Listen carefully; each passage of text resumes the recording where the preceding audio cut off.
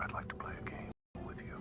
Up until now, you just sat there as a voyeur watching other people in their videos without care. Here's the category this round, before and after. For my first guess for $250, I chose D. No D's. And now I just have to wait for the round to complete itself. Okay, contestant 1. Wow, okay, my turn again? No, really didn't take that long, did it? Oh, well, I mean, this could be a fair game. Maybe I was wrong about Wheel of Fortune on the PS1. Then I guess T, L, I, N, then I get bankrupt. Too bad. And after that, I never picked up my controller for the entire rest of the round. I'll solve the puzzle. Buffalo Bill Clinton. What does before and after have to do with big boy Billy Clinton?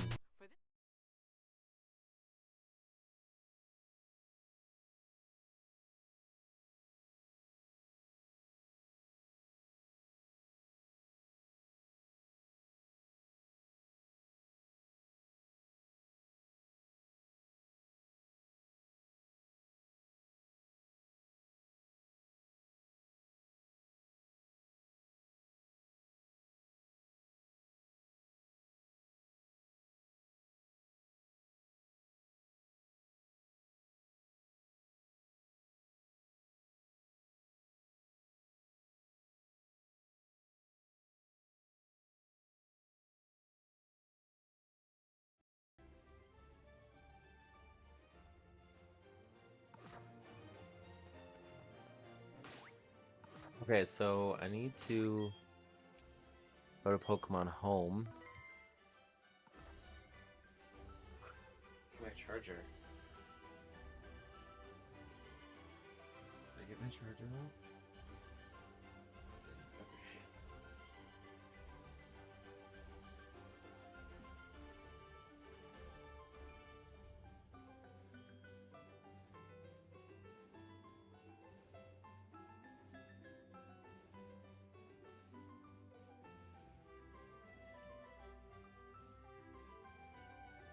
So I just got back from doing the Piplup Community Day, and I got a hell of a lot of shinies.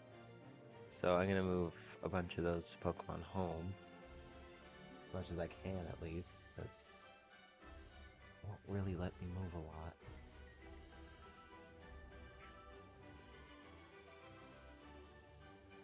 The event's over. Oh well.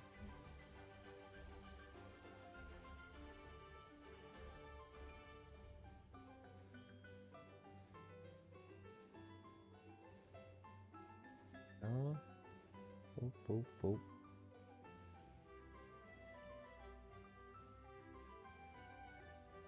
Okay. It's only letting me move 5, so that's fine. Cool.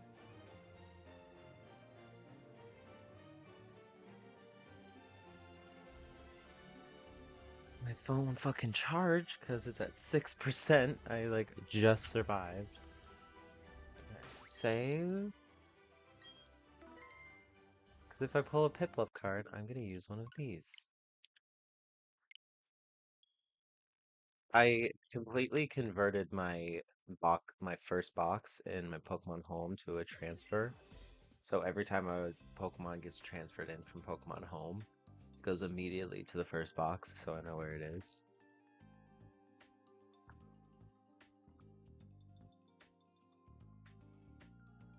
I had to move everything over manually. It was annoying.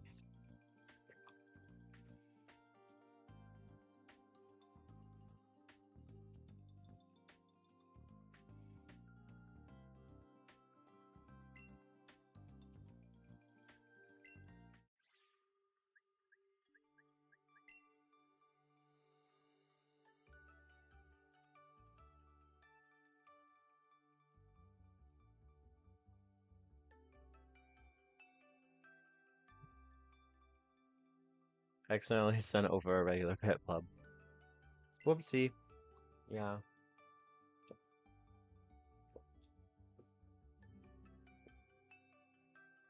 Didn't mean to do that.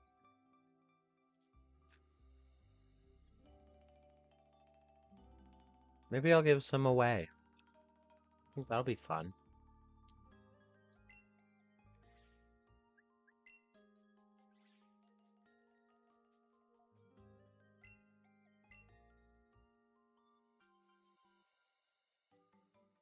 What level are they even at?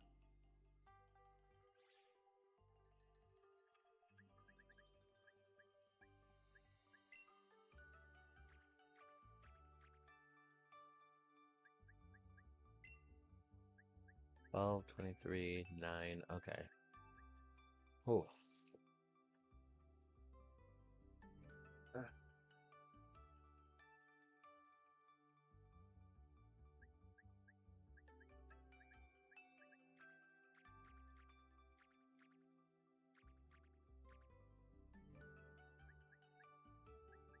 I'm gonna move this Piplup in here.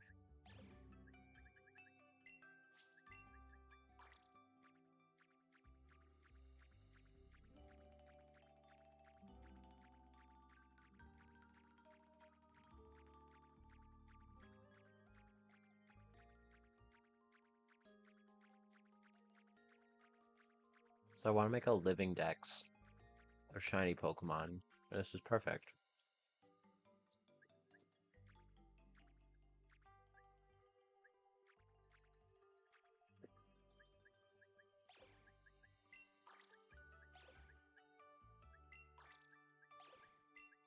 I had 3 shiny Piplup, and I'll evolve each one. Easy.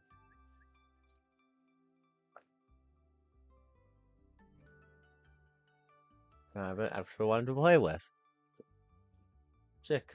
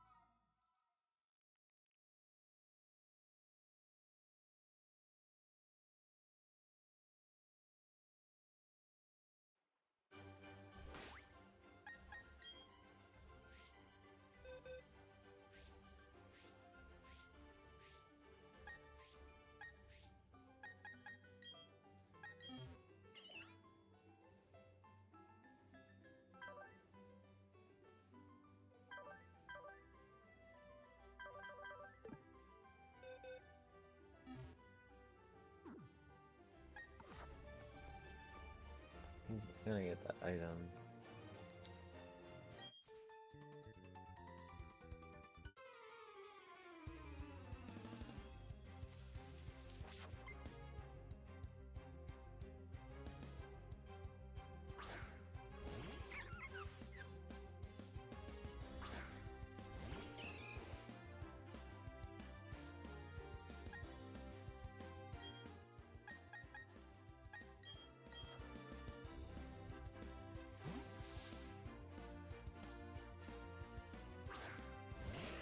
I don't think these Pokemon will obey me still.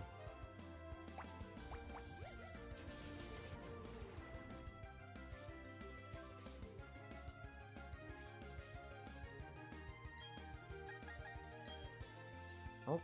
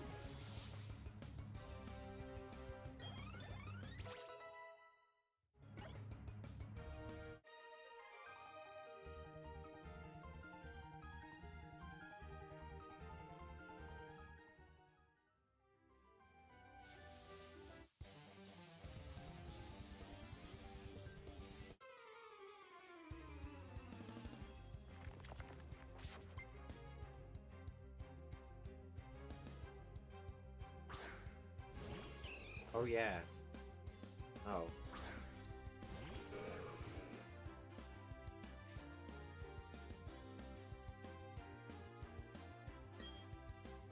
Let's have a Machop fight.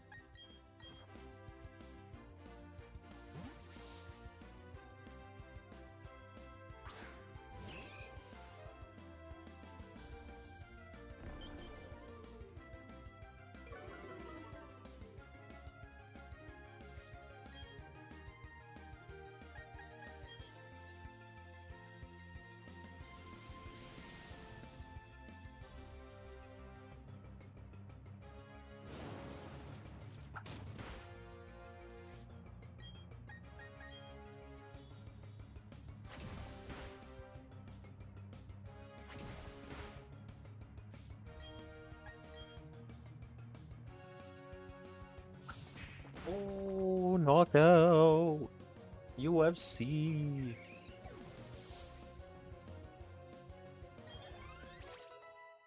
Pokemon were real, there would be Pokemon UFC. That'd be sick. None of that WWE bullshit, okay?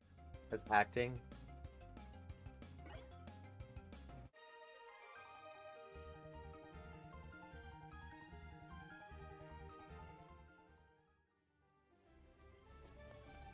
You WWE fanatics are theater kids. Deal with it.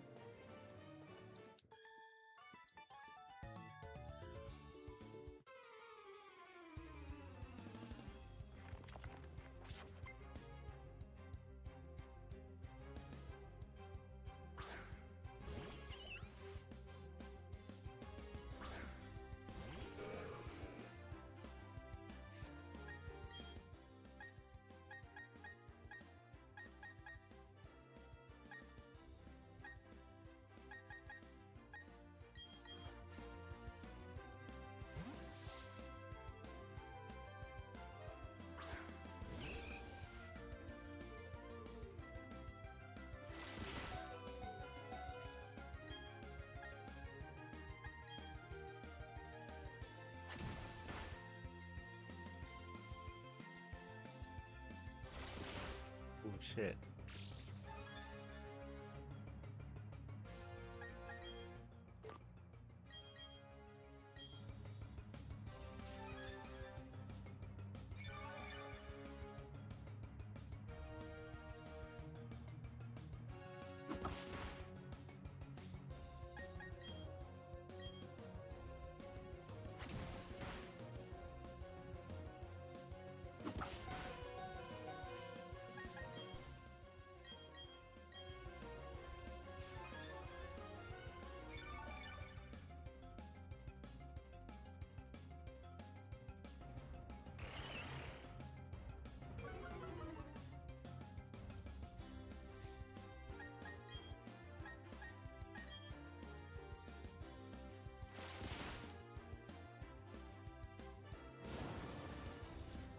Noise.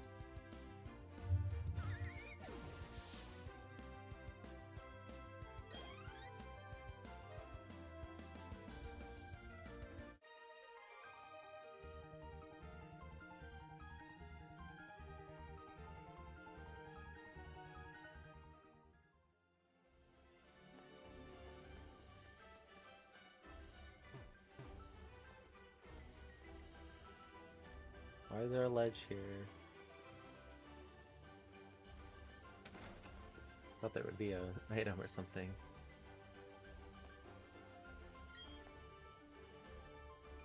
Yeah, Eterna Forest is where we're going.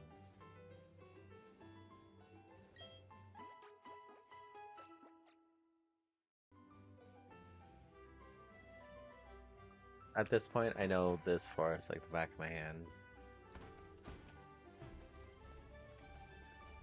Let's go this way. Don't have cut yet. Is this a trainer? No. Huh. Have to help this lady. I think she was in the anime. Cheryl? It's Cheryl.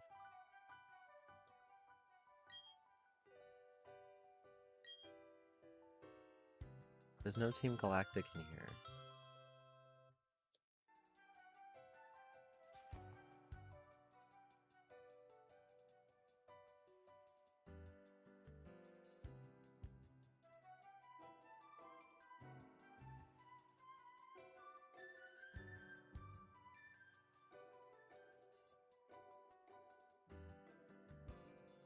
Okay, I'm not gonna catch a Pokemon until we're out of here.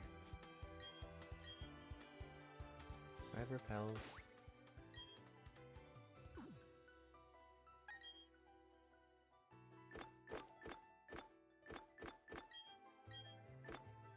One repel.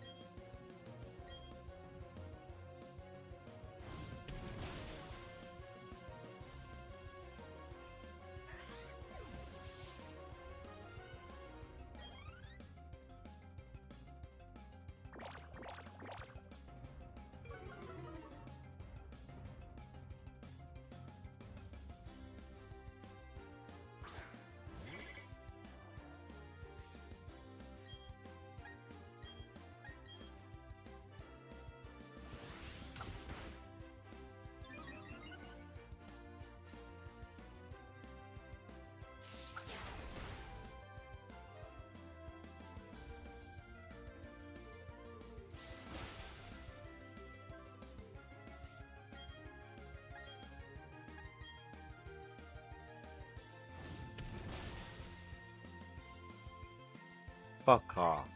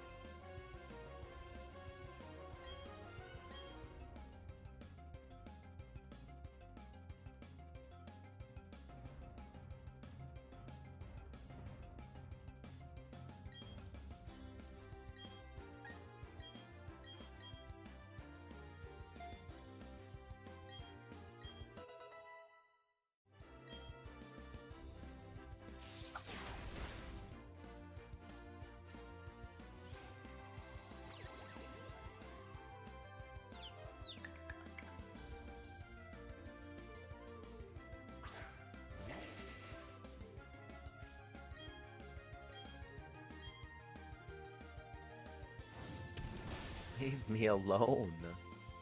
This bug catcher and his bugs, Jesus.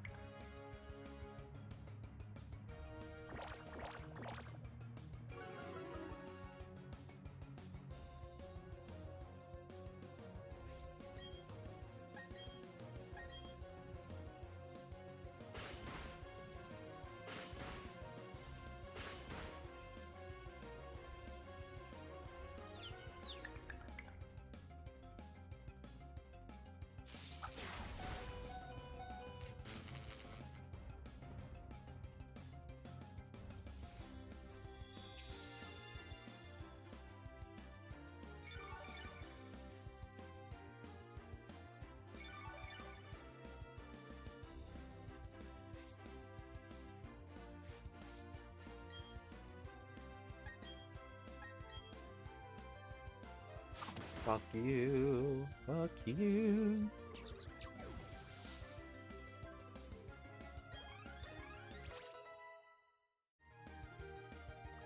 Oh, one more level and Magikarp can finally learn an attacking move. Great, how good for it.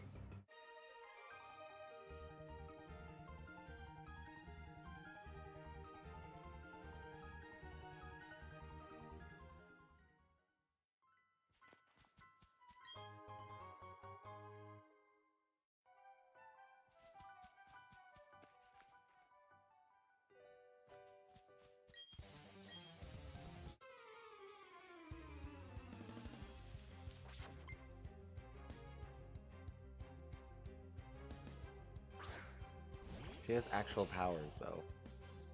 You were levitating that? With your hand? That's crazy.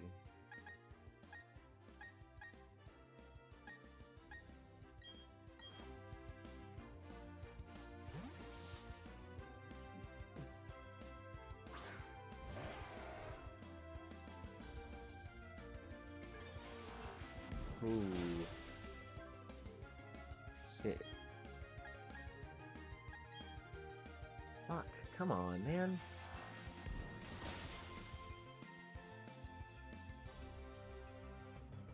It's not a Nuzlocke.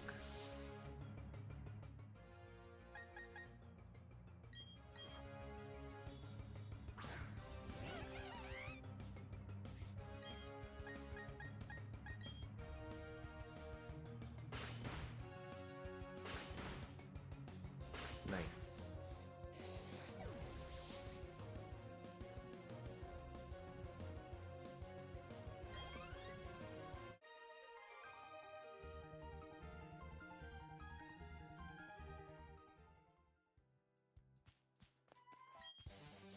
Jeez.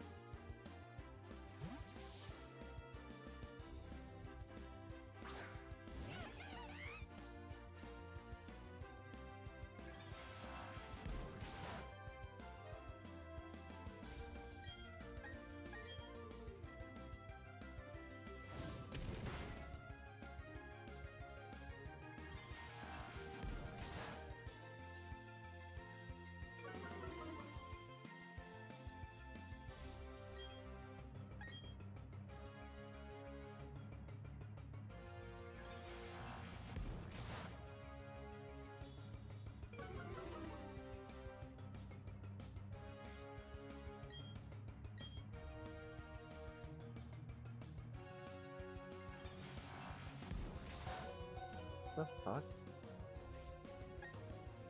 Fine, bitch.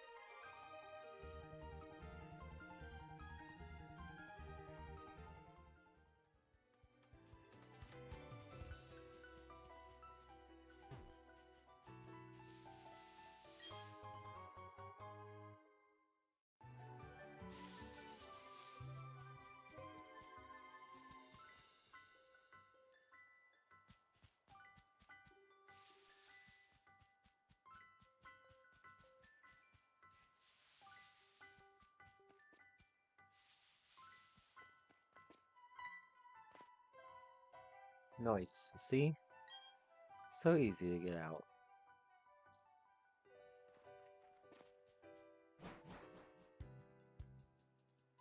Alright, let's finally have our encounter, because I can actually leave this place. Ooh, Baneri.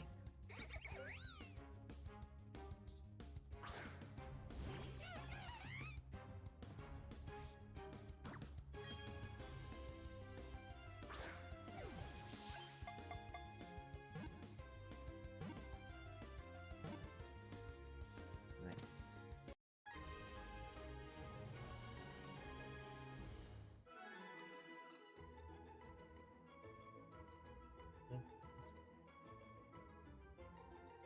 See me looking away. I don't remember.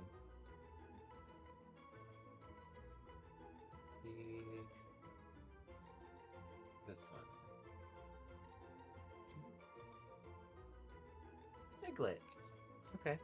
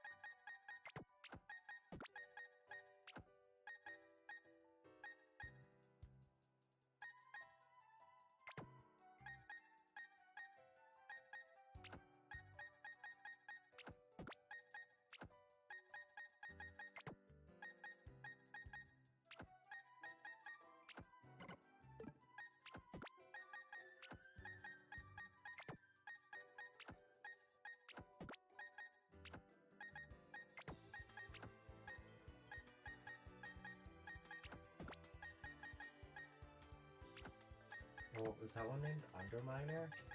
That's crazy. Buckaroo?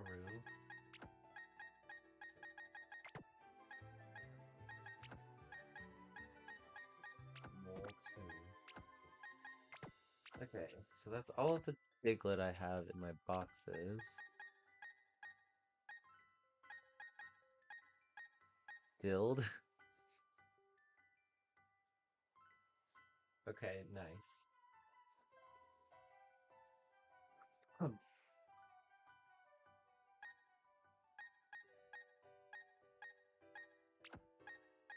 Those are fun.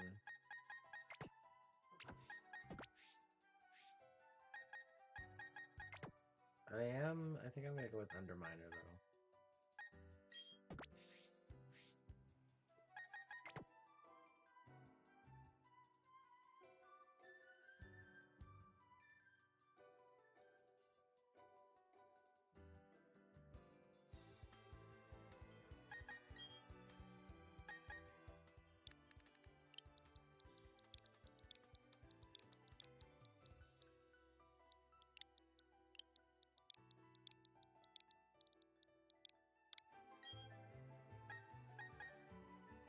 I'd have Dratini, actually. That's fun. Oh gosh. Whismer.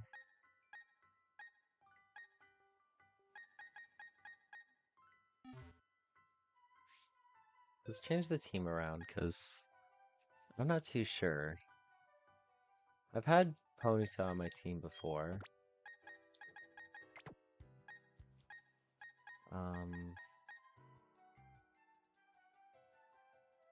I don't know what Whismer can do. I want Seal on my team. I'm gonna keep Seal.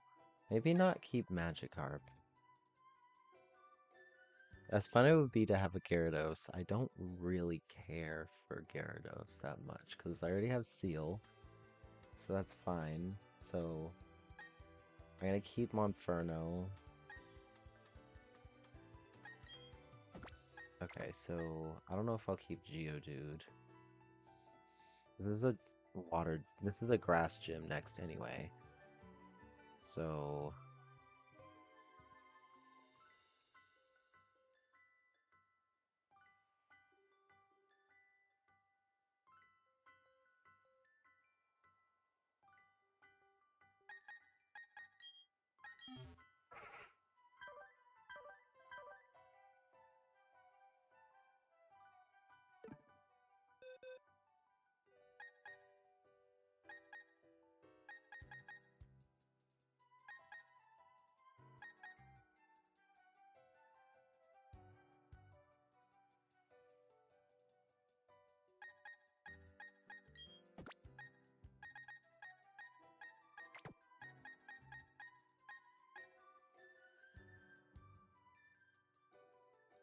Caterpie.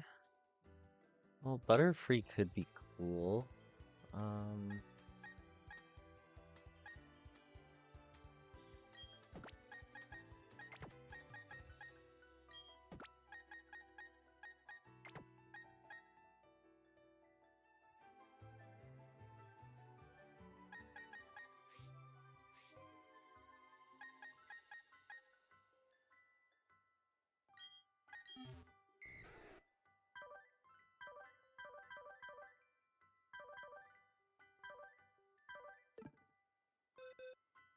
okay, Dratini, yes.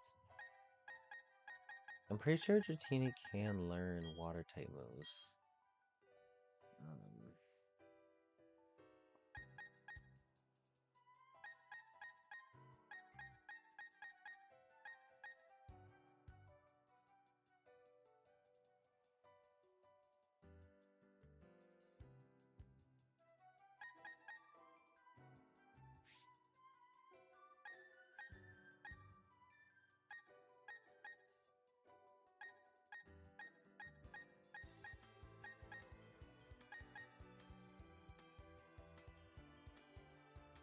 okay, you know what? I will keep Geodude for now, because it's like one of the only Pokemon that will listen to me.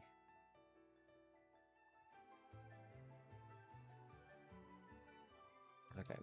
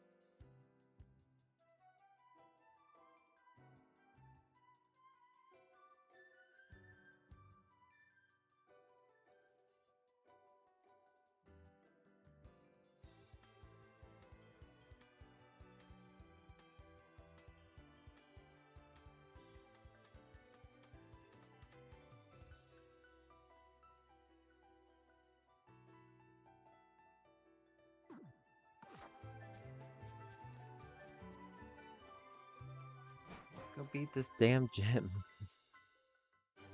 This is still 205. Let's get past that. Eternal City.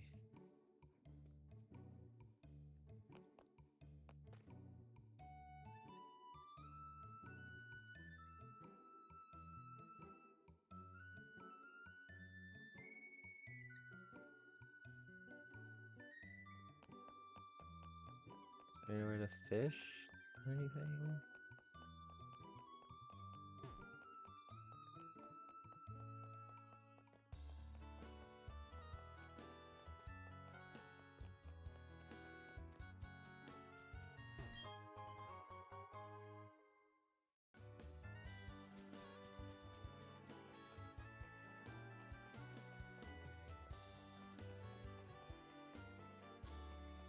Oh.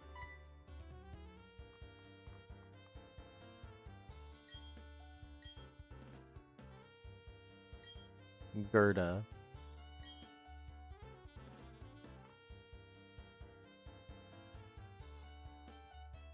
Yeah, I have like 5 of those.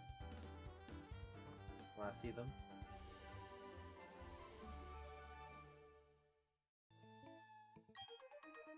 Oh shit.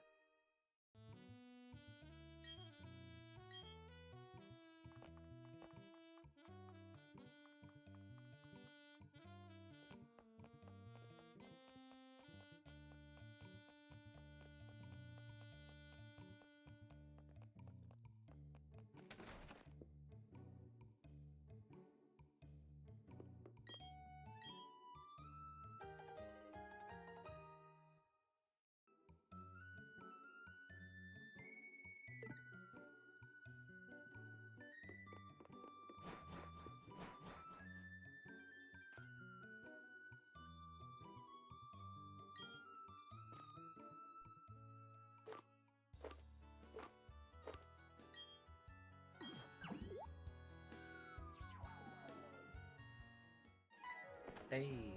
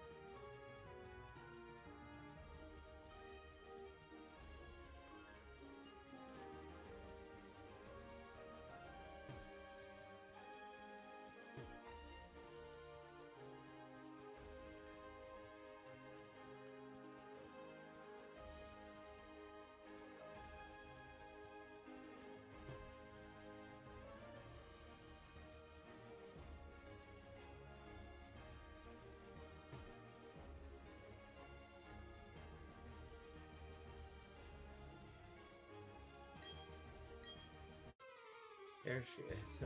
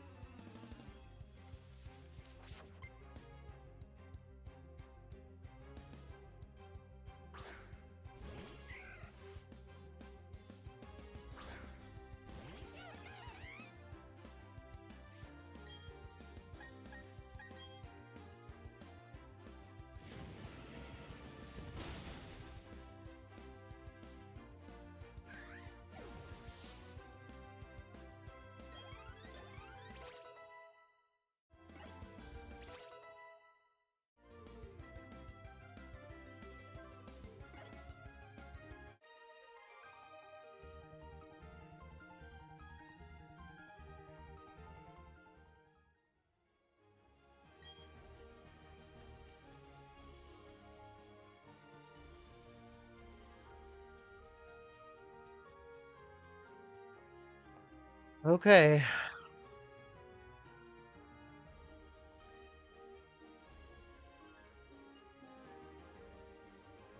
Hmm.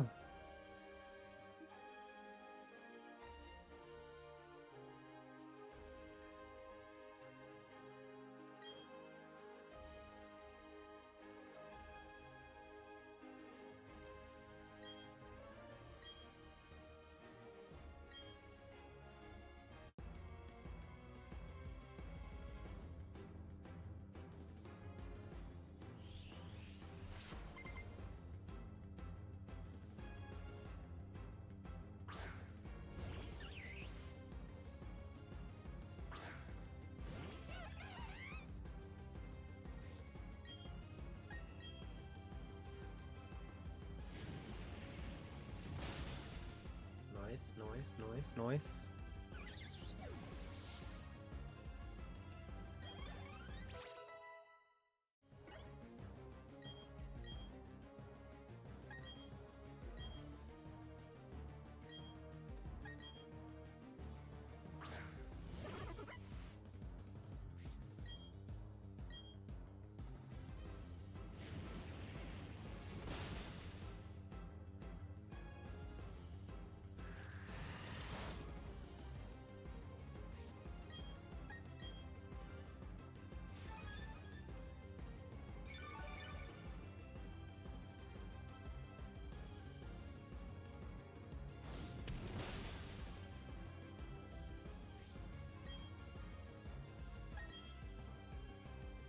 Virginia, Jesus.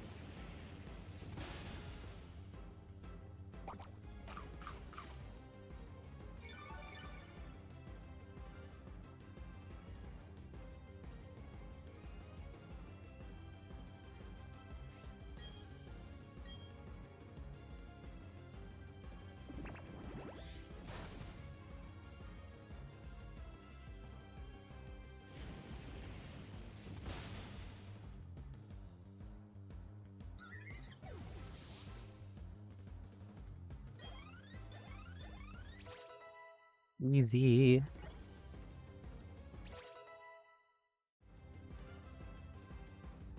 Why is she literally easier than the other? Why is she easier than Rourke? Like, what?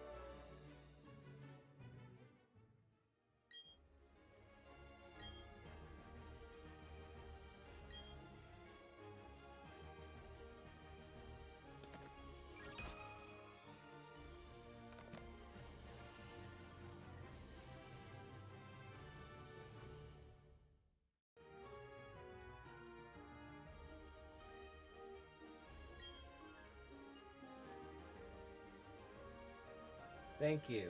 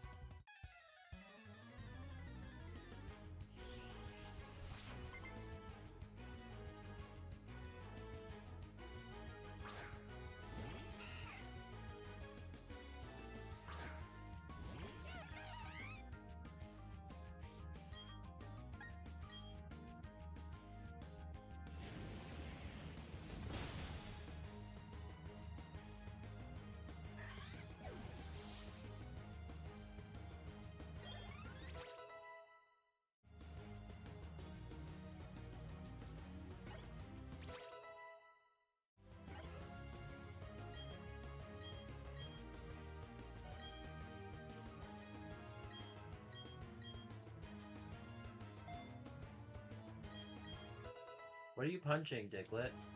How are you using that move?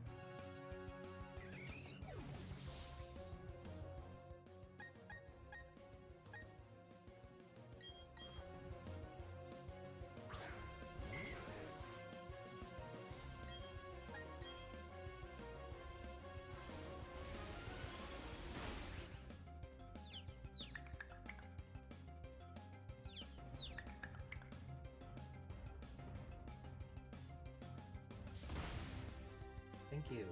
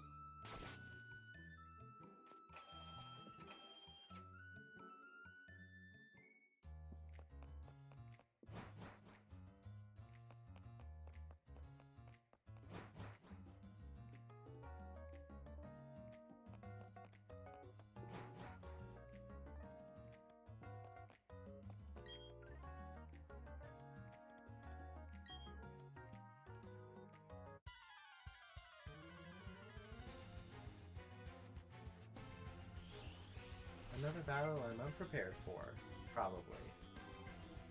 Not really.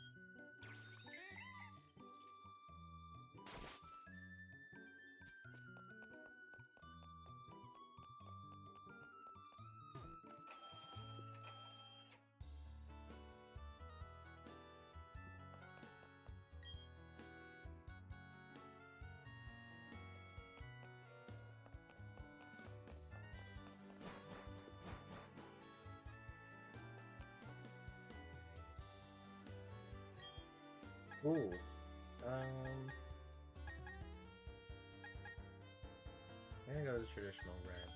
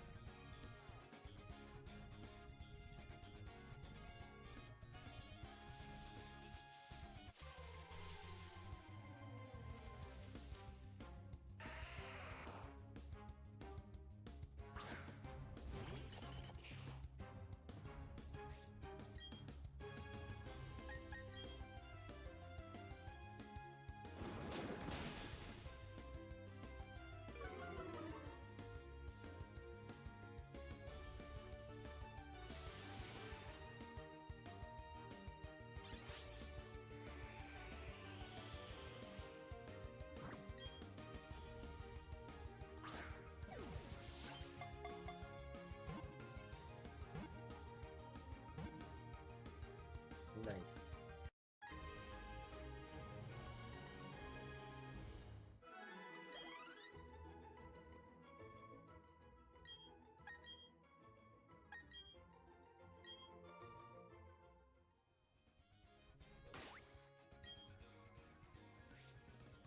Okay. Card time.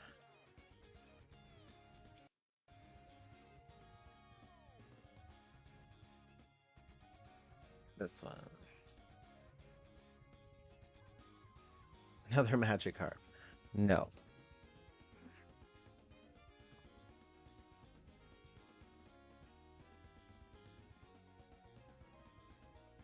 Oh, electric. Yes, this card. This one. That's cool.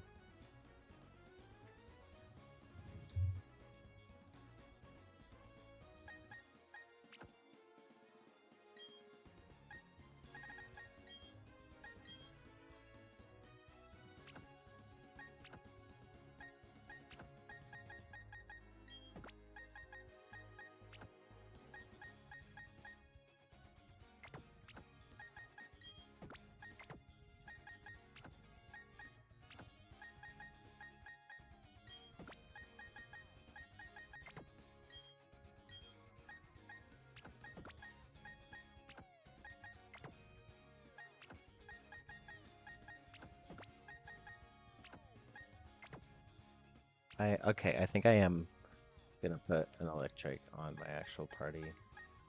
I'll take the one that's level 20.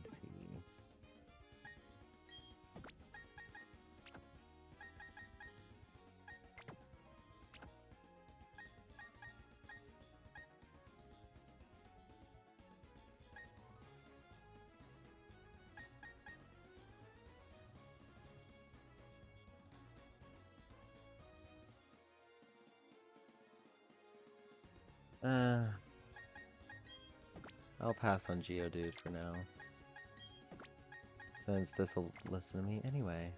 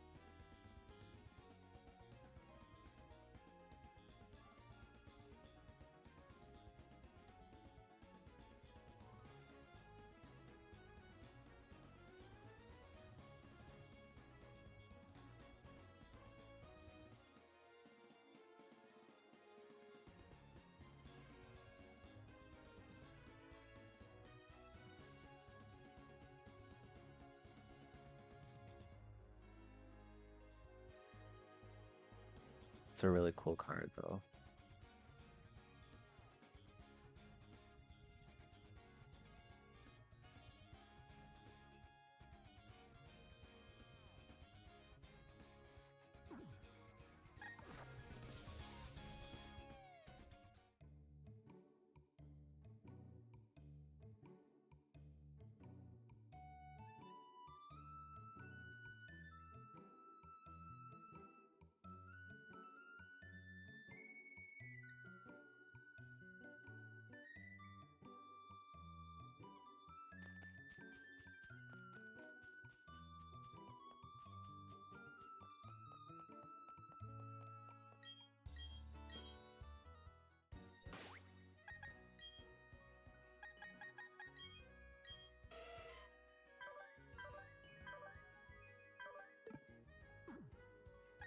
Oh, wait.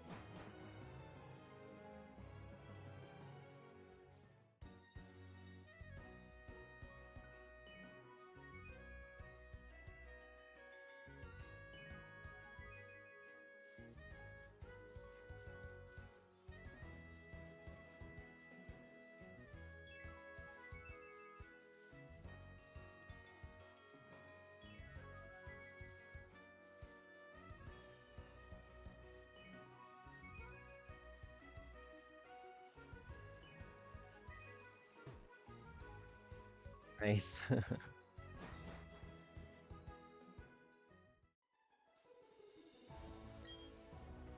Oh.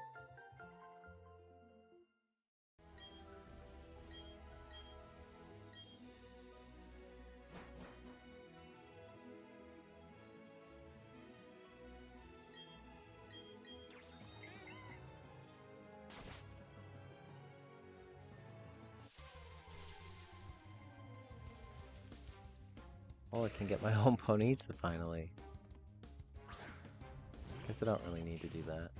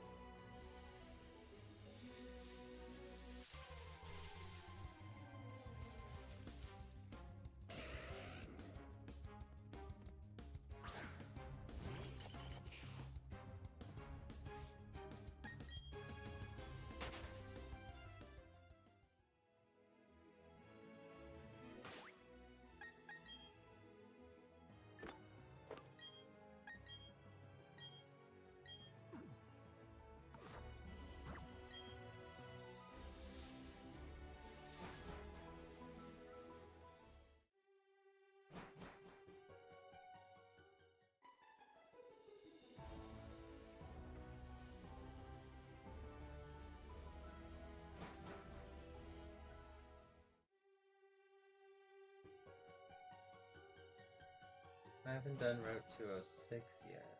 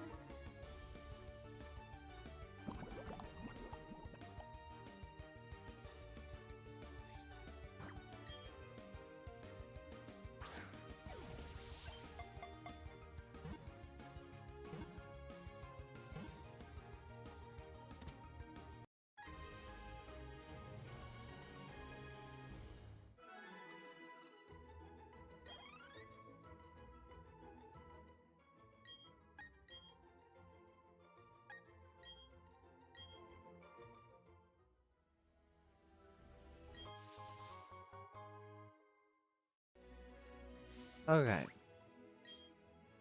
Now let's pick two cards now. This one is for Wayward Cave. A Minin! Ooh! Okay, and This one. This one's for 206. Snubble. Minin and Snubble. Do I even have a Minin?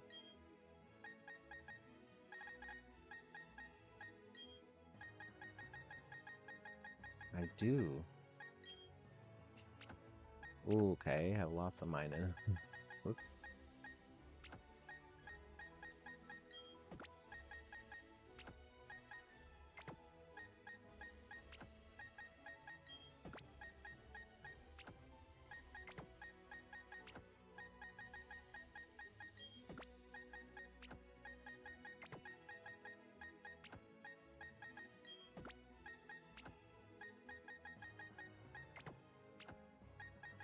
Okay, so I think I'm gonna go with this one, the Spanish one.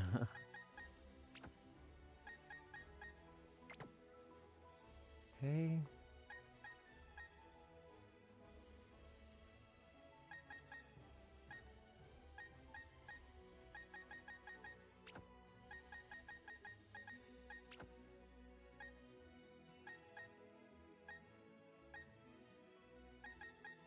Snubble.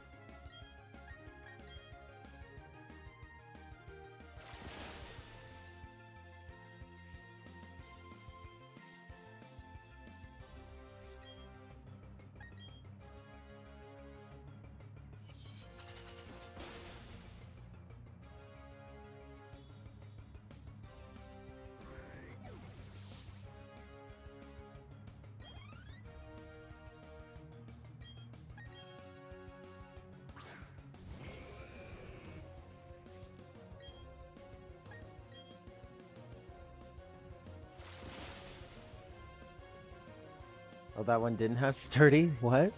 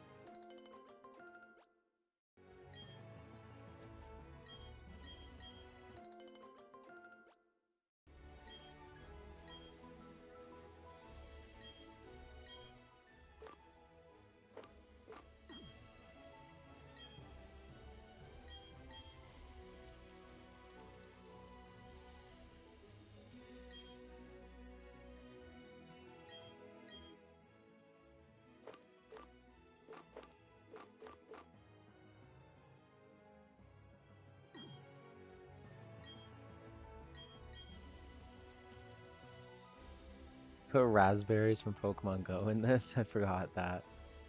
Oh. Okay, I already did 207.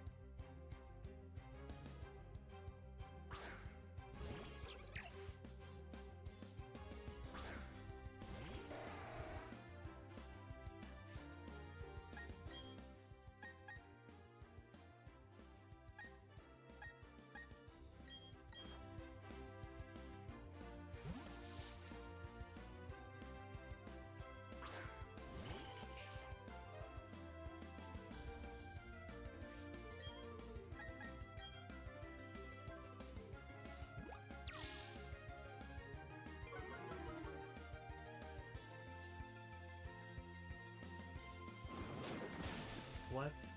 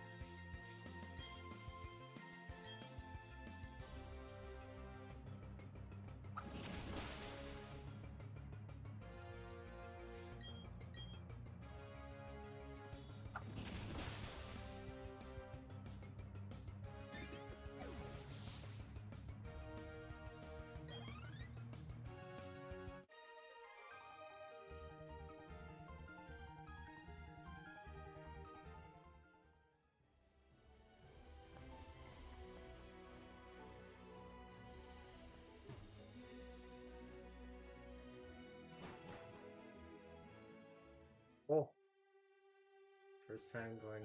Okay, so I'm guessing this is the first time I'm going to Mount Coronet.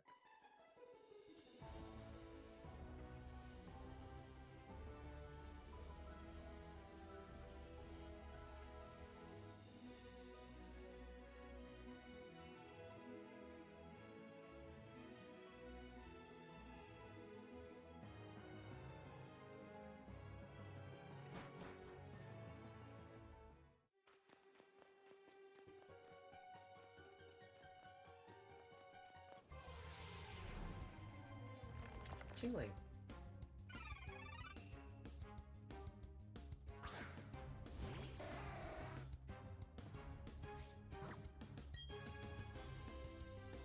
Oh, critical capture.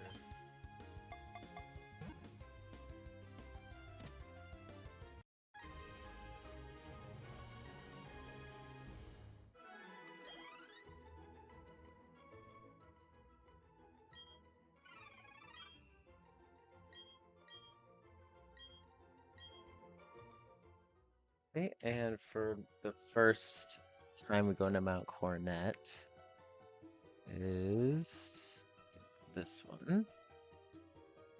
Torchic. Okay. Another fire type. I don't even know if I have a Torchic in here. Let me-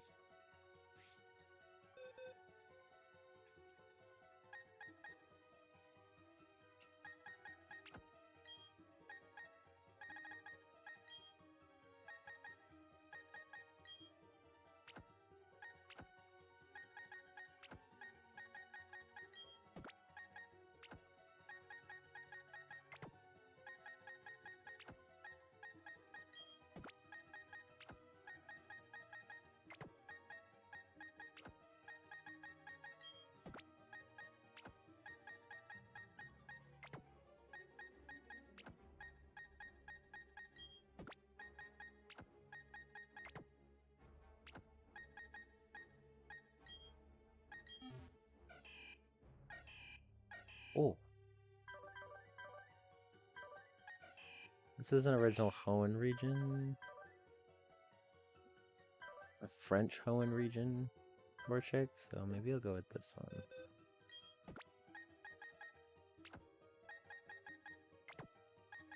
Probably won't be using it, but whatever.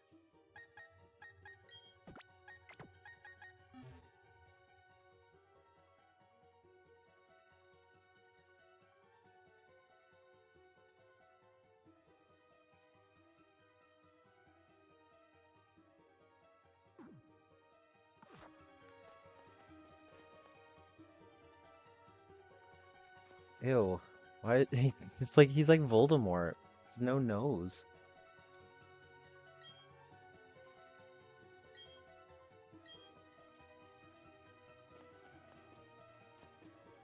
No one has noses.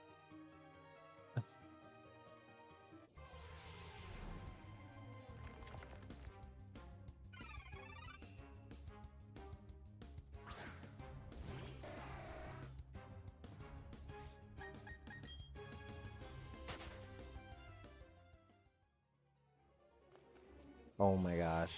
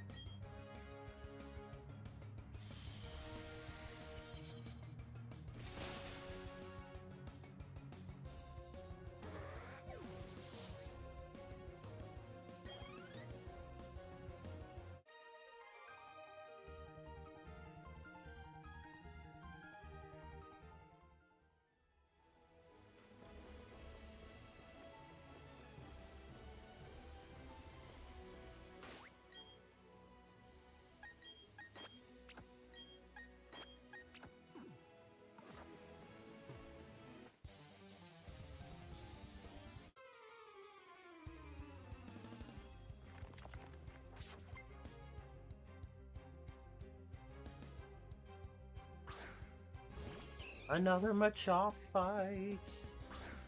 Yes. Mine's better though.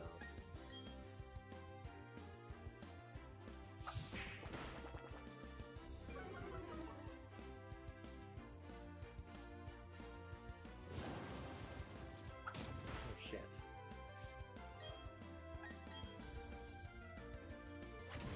Ah. Hi, pumpkin.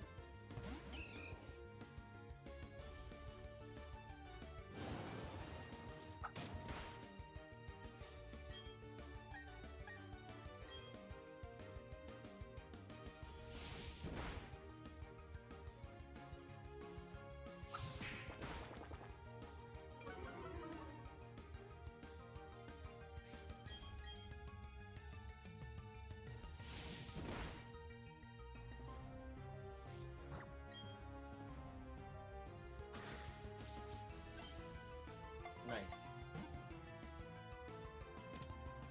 Okay. And for this is Route 2808, Route 208. And it's this one. Ghastly!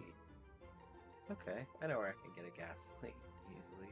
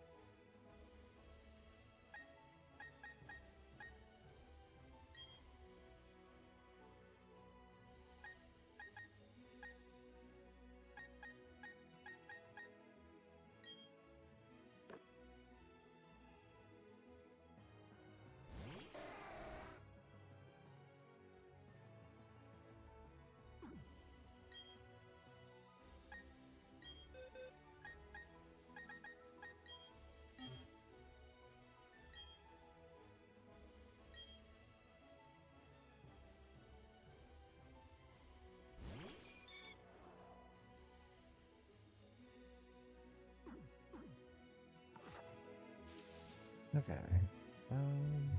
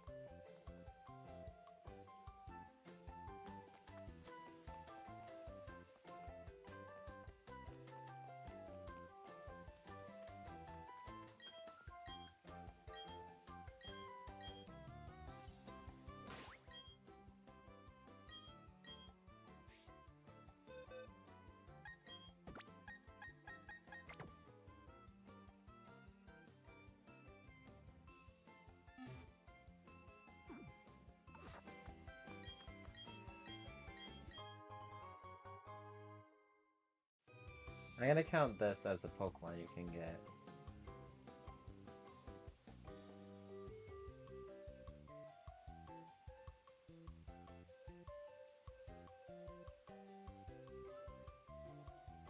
So since it's an egg still, it doesn't really matter. There's a Pokemon in there.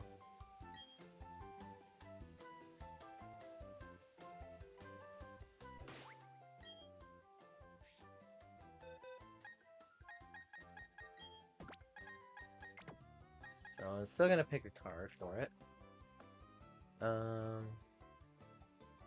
This one. Ralts. Ralts.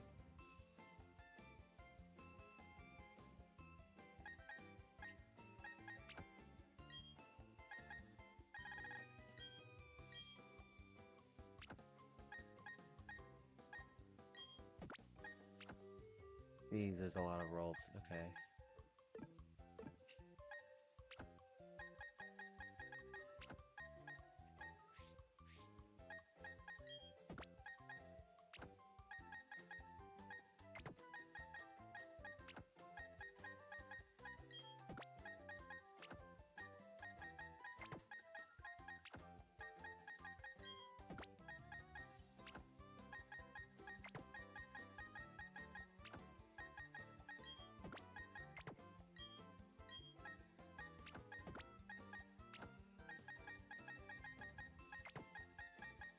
Oh my god.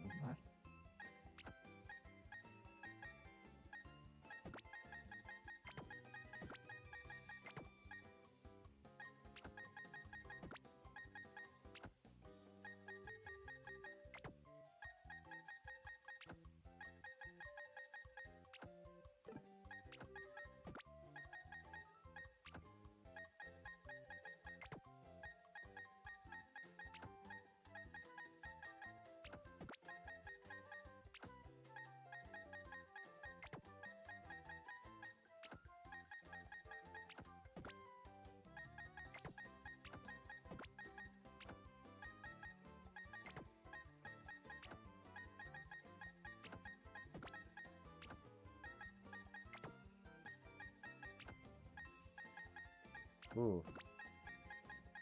I'll take this one.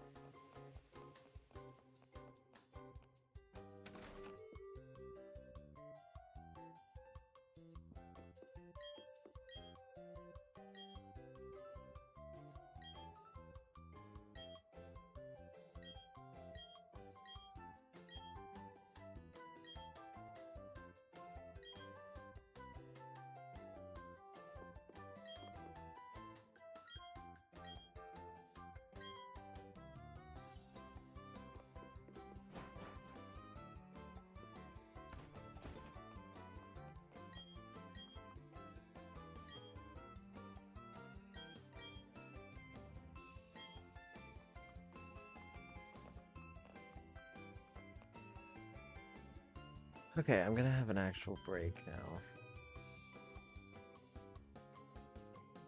Pokémon is a video game series that was released in 1998 with Pokémon Red.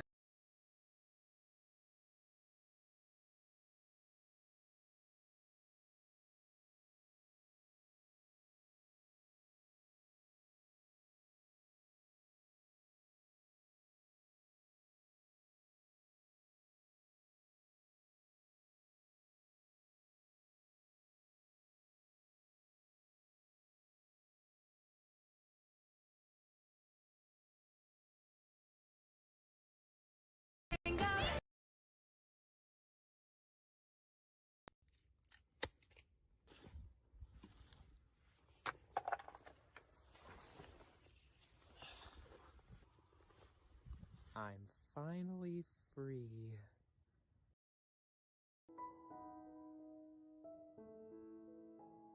It's spring. A time of growth. A time of change. A time of reflection. A time to go outside and experience the beauty of nature.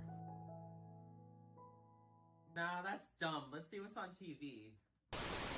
Lights, this is it. We'll hit the heights. Nah. You know you make me wanna shout everywhere. Bingo! San Antonio, bingo! In the east it's bingo. Let's play now. Come on, get that bingo through. Let's all together shout, yeah, yeah, yeah, yeah, yeah. Let's take a trip with Blitzy. Get that bingo. Let's play now. Millions of players have already discovered a world of excitement with Bingo Blitz. Download now. It's free. Bingo Blitz. Bingo! Celebrities are just humans, just like you and me. You shit, Dwayne Johnson shits, you pay taxes, Donald Trump pays taxes. Wait, they are no different from you and me, but I don't think celebrities have time in their very busy days of rehearsals, filming, and touring to do something like play games on their iPhones. I mean, I'm not saying they can't do that, I'm just saying the people in these videos probably have better things to do then play games like Coin Master or Rush Royale. I have seen a lot of these ads recently, specifically on TikTok. More specifically, ads featuring very famous and well-known celebrities. 20 million Coin Master coins, and you can add these two as well. I think I'll pass. Over the last couple of months, I've collected a lot of these ads for a grand total of 7 games. Actually, no, that's a lie. There's a shitload more of them, but I want to make more videos about this. There's some on this list that I don't have a problem with, really. Some are actually pretty good and make sense that this certain celebrity is promoting it, and I will point them out specifically. But most just absolutely make no sense. Yeah, personally, I'm not convinced that these celebrities actually play these app games, and I don't understand why these famous people with large fan bases are endorsing games causing gambling addictions. Like I said, I did find most of these advertisements on TikTok, but I found one of them on a different app. I'll get to that when it comes up. And now I will download all of them and play all of them. Hopefully my phone doesn't blow up. Also, stay tuned for the end of this video, okay? You want to stay around. Like I said, some of these ads featuring celebrities aren't too bad and actually make sense. Start your engines and join me in the new mobile game, RuPaul's Drag Race Superstar. And these ads feature the goddess herself, RuPaul, and Michelle Visage. But What is all of this about? Y'all need to leave it alone. Leave her alone. yeah, I don't have a problem with these ads because RuPaul actually owns the rights to this game, and it makes sense that she and Michelle star in these ads because, you know, they're the most well-known faces on the entire show, so obviously it makes sense. Do I think RuPaul actually plays this game? No. I think RuPaul has better things to do than play her own game. I don't think she or Michelle actually play this. They just made it for a cash grab. Just because I wanted the money. Isn't that terrible? Do you want more mobile gay shit? Yes, Michelle, because Grindr and Scruff weren't taking enough space on my phone already. The animations in these ads aren't too far off to what the actual game is. Every character model you see in these ads you can realistically dress as in-game. Let's just boot up the game already and let's see for ourselves, shall we? Allow RuPaul to track your activity across companies, apps, and websites. Oh god, I'm gonna run into this every app I download, huh? Great. No thanks, RuPaul, I'm good.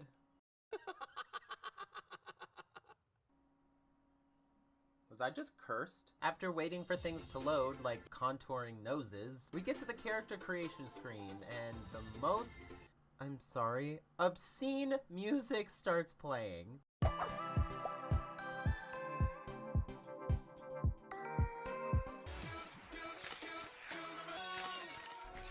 I make my character to the best of my ability, and actually, it looks okay. What do you guys think? Scientists can't tell the difference. And now it's time to choose a drag name. Since I'm not the most creative person with names, I went over to the god ChatGPT. I asked it to give me 100 punny drag names related to the word trash, because my YouTube name is called EdIt. Don't ask me why. I don't know what else to change it to. At first I went for number 24, Dump Diva. Nope, Dump Diva is too risque for a drag name. Well, fuck you, RuPaul. What are you, the queen of drag? I am the queen of drag. I apologize. Oh, you are. So I guess I'll go with number 5, Bin Babe. I honestly don't know if there's already a queen with that name, so if there is, I'm sorry. So for half of this game, it's true to what the ads say you do. Dress your character up in various looks specified by these symbols, and you need to get the highest possible number of points to win the challenge, but you don't know what your opponent will wear, like in the actual competition. Like the first mini audition challenge was Rich Glitz Realness, and of course I won.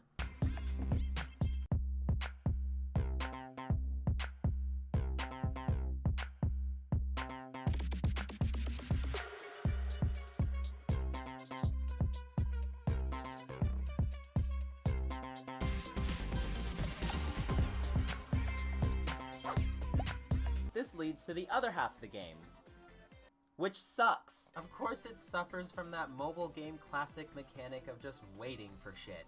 In the workroom, you need to set up these stations like they would in the show: sewing, makeup, wigs, choreography, things like that. As you play and upgrade them, collecting work points, lipstick, and members of the pit crew that... Wait a second! Dump Diva wasn't allowed because it was too risque, but they allow mostly completely naked men and non-binaries in this game? Okay, well that's not fair. These guys literally are dicks out for Harambe, and I'm not allowed to use the word dump. I thought this was America, god damn it!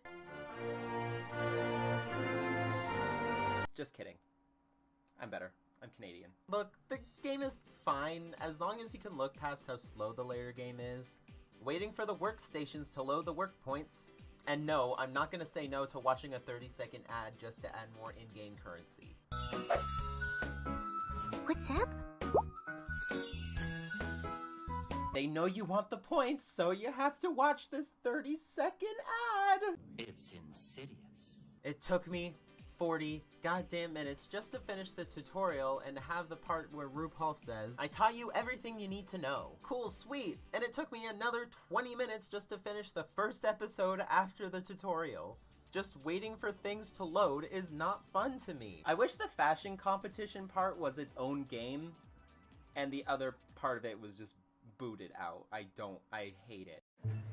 Shirley? Wow, Jennifer Lopez. Did you just attack my village? My village on Coinmaster? Wow, I guess I did. Okay, what the hell is going on? Yes, your eyes do not deceive you. That was in fact Jennifer Lopez confronting this store employee for destroying her village on the game Coinmaster. What is Coinmaster? It's a gambling game. It's slots. Yes, the Jenny from the block is promoting a game about slot machines. Oh, and it's not just Jenny. It's challenging sometimes, being a mom, a singer, an actor, and a top Coinmaster player. Jennifer? Coinmaster emergency. Tabitha destroyed my village. My choreographer. She won't see this coming. It's Terry. Man, I'm tired. Long day of Coinmaster. Coinmaster! Coinmaster! I Coinmastered myself! It's Cardi. Our village is ruined! Cardi! It's the Cardassians. How are you doing on Coinmaster? Great, I'm about to finish my LA Dreams village. Check again, honey. It's more like your LA nightmare. It's insidious. Let's just see what all of this is about then. If Jenny from the block likes it, then I'll have to like it. It has to be good, right?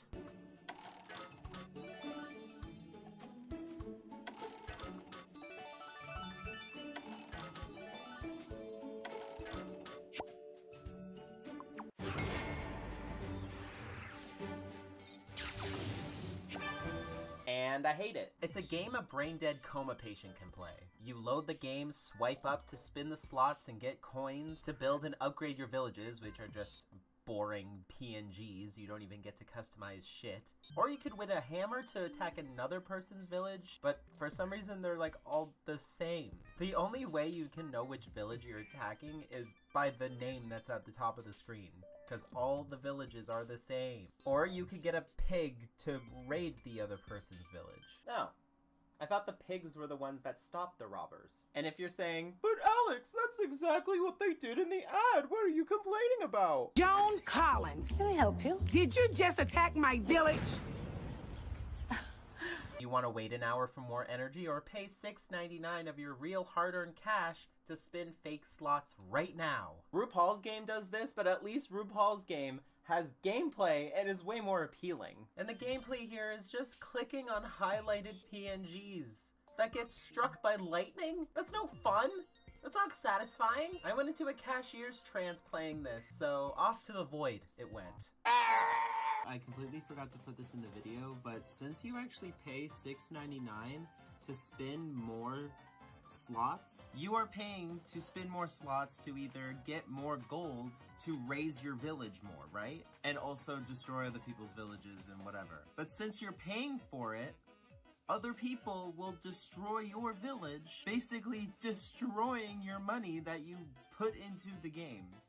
So you have to pay more money to get more energy to spin more slots. lit. We are receiving information of an alien invasion in different parts of the world. Mr. President, we got the alien leader. Bingo! Is it? Is it a bingo, Mr. President? Have you ever played Bingo Blitz, the #1 free bingo game on this planet? We're all mankind. 70. Bingo! Bingo!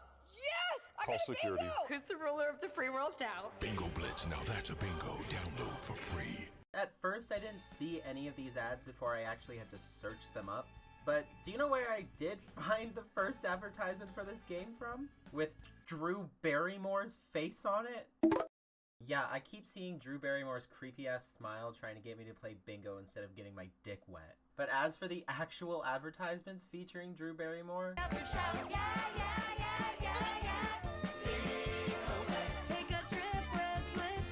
I'm so glad I don't watch traditional television anymore and have a YouTube Premium subscription, because if these ads came up every 30 minutes, I don't think I would turn on the TV anymore and just go outside.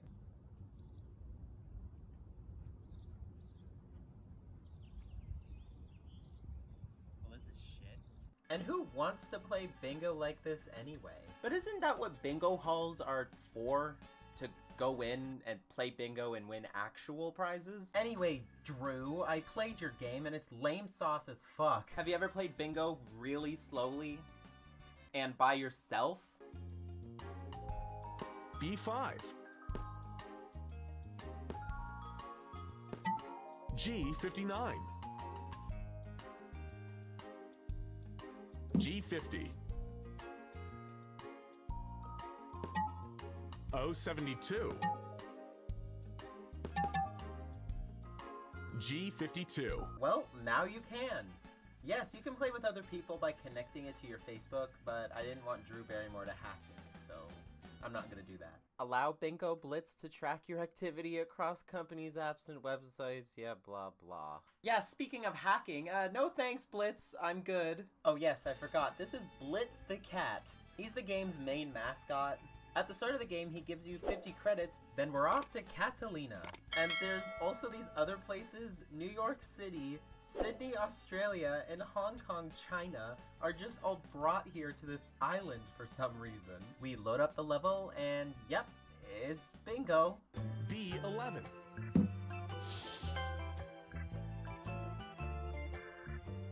I21.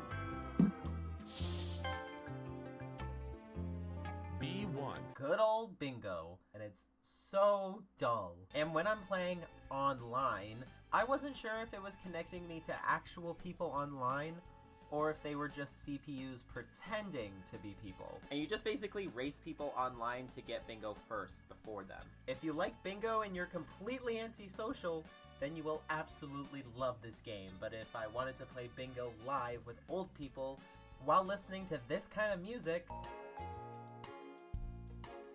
N32. O62. Then I'll just visit Grandma at the retirement home. O62. B15. N44. Okay, I need a break. There has to be a good game within these ads. Hi everybody, it's Tommy Chong. Guess what? I'm playing Bud Farm Munchie Match. Over 20 million stoners that play it. So don't miss out. This really is the best Wii game, man.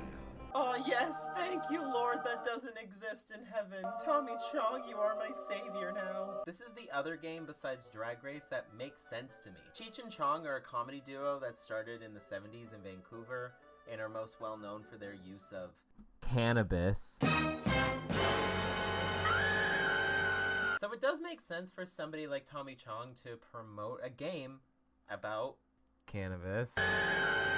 The duo actually have their own cannabis app game called Cheech and Chong Bud Farm. Starting this video, I actually did get these two games confused, but they're actually two separate games. But I'll save that one for another time because I didn't see ads for this one before writing this script, and leave me alone because this video is long enough as it is. And with a name called Bud Farm Munchie Match, it has to be about matching, right? And yes, that's exactly what it is.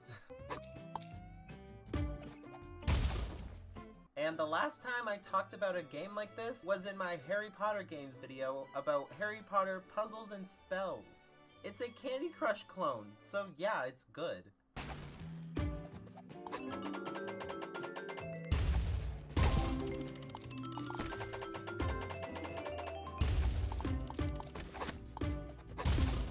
If you played Candy Crush, you played Bud Farm, matching lines of the same symbols, or in this case, gummies, to create chi bombs, exploding fatties, and dive-bombing weed-filled paper airplanes to blow up the things that you need in a certain amount of tries. Have you played Candy Crush? Have you played Harry Potter Puzzles and Spells? Then you've definitely played Bud Farm Munchie Match. Yes, it's a fun game. It's just one of those pick-your-own-favorites kind of game. There's millions of clones of the same kind of mechanics. So it's not original, it's just a different coat of paint on the same game. I did play through it a little bit on my own, and it did start to get harder and harder, and I haven't got past level 19. It's fun, it's not bad, but I still don't want it on my phone. I can't do it, Coach. I'm not strong enough. Even my mom says so. Hey, stop it, all right? You just gotta learn to unlock your full potential. Try this. My full potential. I have to defend the tower from these monsters. Let's get some units. Wow, not bad. Modifiers?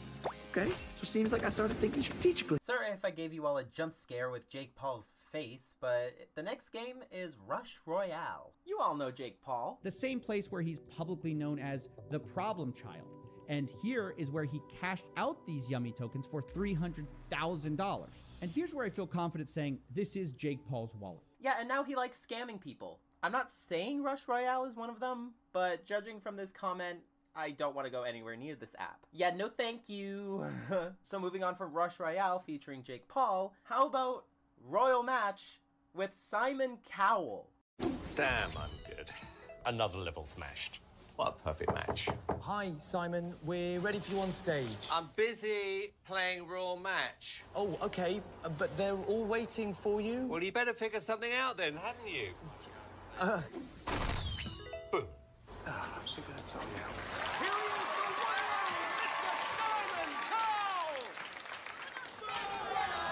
Royal Match. Download the game. Everyone's playing. Yes. You have definitely seen this king in various situations before. Drowning in water, getting burned alive, dangling off a cliff, getting drilled to death.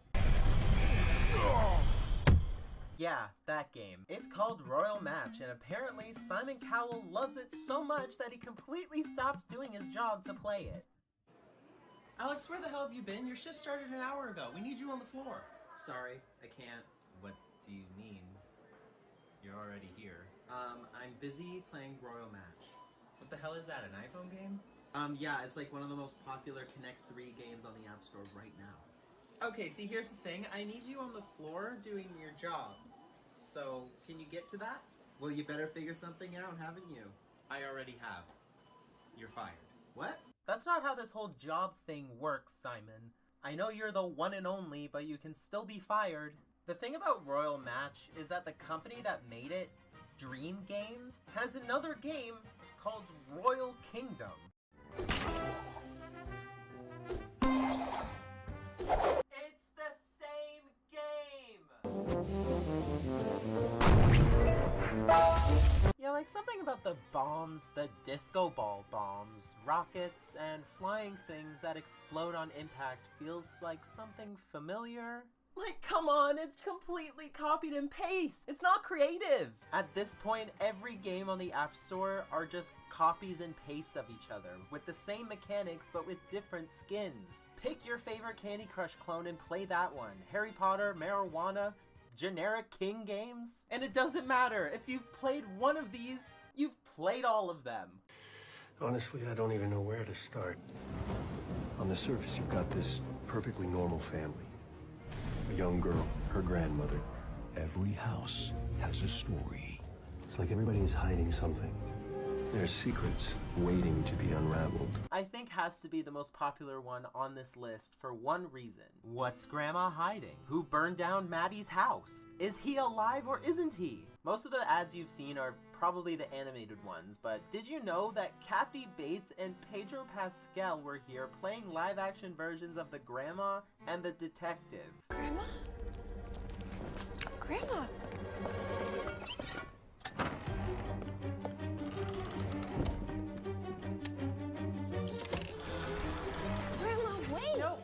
two are actors, playing characters, like actors would do. I really don't think somebody like Kathy Bates is actually playing the game, and because the game is crap, it actually starts off with the story. 3 months before Grandma got found out by the police, Maddie, the main character, receives her grandmother's mail and opens it without her knowledge. I guess I could just check what's inside since Grandma's not around. Can we arrest her? It turns out Grandma Ursula is late on her taxes for a mansion she owns. So Maddie wants to fix up the place and help pay off the house and just pressures her own grandmother into something that she didn't even want to do, let alone even want Maddie to even know about. Maddie, what the hell is wrong with you? So many knives. And with the name Merge Mansion, the game is about merging objects together into specific other objects that you need to clear out the leaves on this stone patio. The merging in this game goes like this. You take a basket and merge it with another basket to create an even bigger basket. Then you do that again a second time, merge those two bigger baskets together into an even bigger basket. Then that holds items that you also need to merge into other items, like when you have 2 sets of gloves and then merge them into a better pair of gloves that are now green. Okay, look, I can see people liking games like this. Like my grandma at the retirement home. I don't find this fun. I find it completely mind-numbing. And don't play this game if you like lore. MatPat already did that. That was the end of Season 2 of Edit Trash. Thank you so much to the people who have newly subscribed, no matter when this video is uploaded. It could be a day or 2 from now when you subscribed, or 10 years from now. Like I said before, the video's not over yet. There is something to be announced at the end of this video. It's gonna be a separate series from my actual Edit Trash seasons, so it's not gonna be in these seasons playlist. There will be other videos in these seasons, but I will be working on that series on the side. Subscribe, and yeah, I hope you enjoy the trailer for Star Trek Online.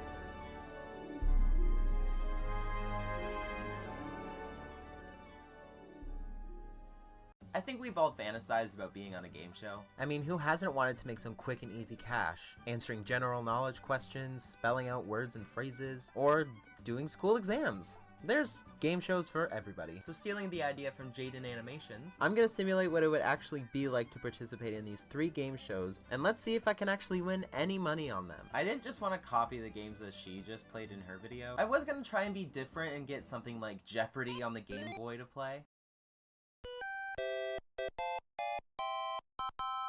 But for some reason, I could not find any game show games anywhere. For some reason, nobody sells game show games anymore. The last game show game I actually got was The Price is Right for the Wii, but that's for a different video. So let's just get into game number 1, Wheel of Fortune for the PS1. Player 1, what's your name?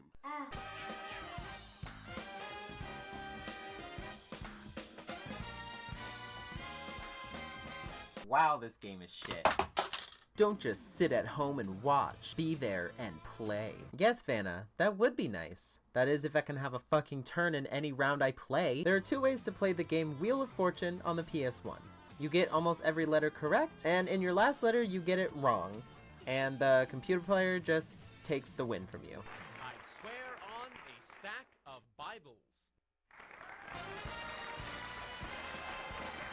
Or you get a letter wrong on the first try, and then you have to wait for the other players to completely finish the round without you. And you don't even touch your controller at all for the entire round. You might think that's because I'm an idiot who doesn't know how to spell. I mean, you wouldn't be wrong. But this game was definitely not made for one player in mind. It is meant for 2 or more people. The computer player will always take the win. There's no human element to these guesses because the computer just knows the answers all the time. So to prove my point, let's see how I did anyway. Welcome to Wheel of Fortune.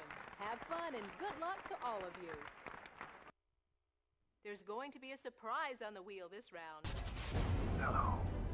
I'd like to play a game with you. Up until now, you just sat there as a voyeur watching other people in their videos without care. Here's the category this round, before and after. For my first guess for $250, I chose D. No D's. And now I just have to wait for the round to complete itself. Okay, contestant 1. Wow, okay, my turn again? No, really didn't take that long, did it? Oh, well, I mean, this could be a fair game. Maybe I was wrong about Wheel of Fortune on the PS1. Then I guess T, L, I, N, then I get bankrupt. Too bad. And after that, I never picked up my controller for the entire rest of the round. I'll solve the puzzle. Buffalo Bill Clinton. What does before and after have to do with big boy Billy Clinton? For this puzzle, the category is people. Player 2 starts, he gets it wrong, then the third computer player literally steals the entire round. Again. Orchestra's percussion section. I didn't even pick up my controller that entire round. How in the hell am I supposed to compete with a computer that literally knows the entire answer? Want to see our category? Here goes. Family. Player 3 starts and finally gets bankrupt. Oh man, that feels so good to see. Then it's back to me. I guess L, T, C is incorrect. Sorry, no C's. I mean, I'm glad I have some cash, but I'm definitely not gonna win. Player 3 wins it, of course, because Player 2 filled out 99% of the board for her. And the answer was Andrew and Elizabeth Shue, who I've never heard before until now. And what are they up to nowadays? Yeah, next game. Now for this next one, I did want to switch it up a little. A lot of people might not know this game show outside of the UK, other than Doctor Who, probably. This is not the game of the slackers. There are no gimmies, no do-overs, no lifelines, no hints. You play as a team, but be ready to betray everyone to be rich. The weak of will, the unsteady, the ones who make excuses, all will leave with nothing. And if you fail, I will tell the whole world you are the weakest link. Goodbye. The intro reminds me of Saw.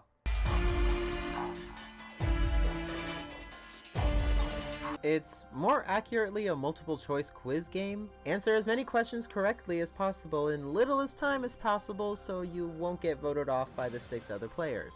I was just a total moron, you know? Like, some of the questions I knew them, you know? It's just like I couldn't get my words out or something. I should have done way better. In Wheel of Fortune, it doesn't really work with computer players. It's sort of like those claw machines where you play till you win. Or, and I guess this is the opposite of that. You guess as many correct letters as possible until you get it wrong. And like I mentioned before, a lot of the times it doesn't even let you play the game sometimes. But this one actually gives you a chance to play the game. Oh my goodness. Since it goes in a circle, going person to person, asking them each a question. So it actually gives you a chance to do the thing the game show wants you to do. I did 2 practice rounds, one for the junior mode and one obviously. Then I did easy mode a couple times and lost a few times. I should probably call out Anne for looking at an obvious script in these FMV sequences. A little obvious, don't you think, Anne? Droid?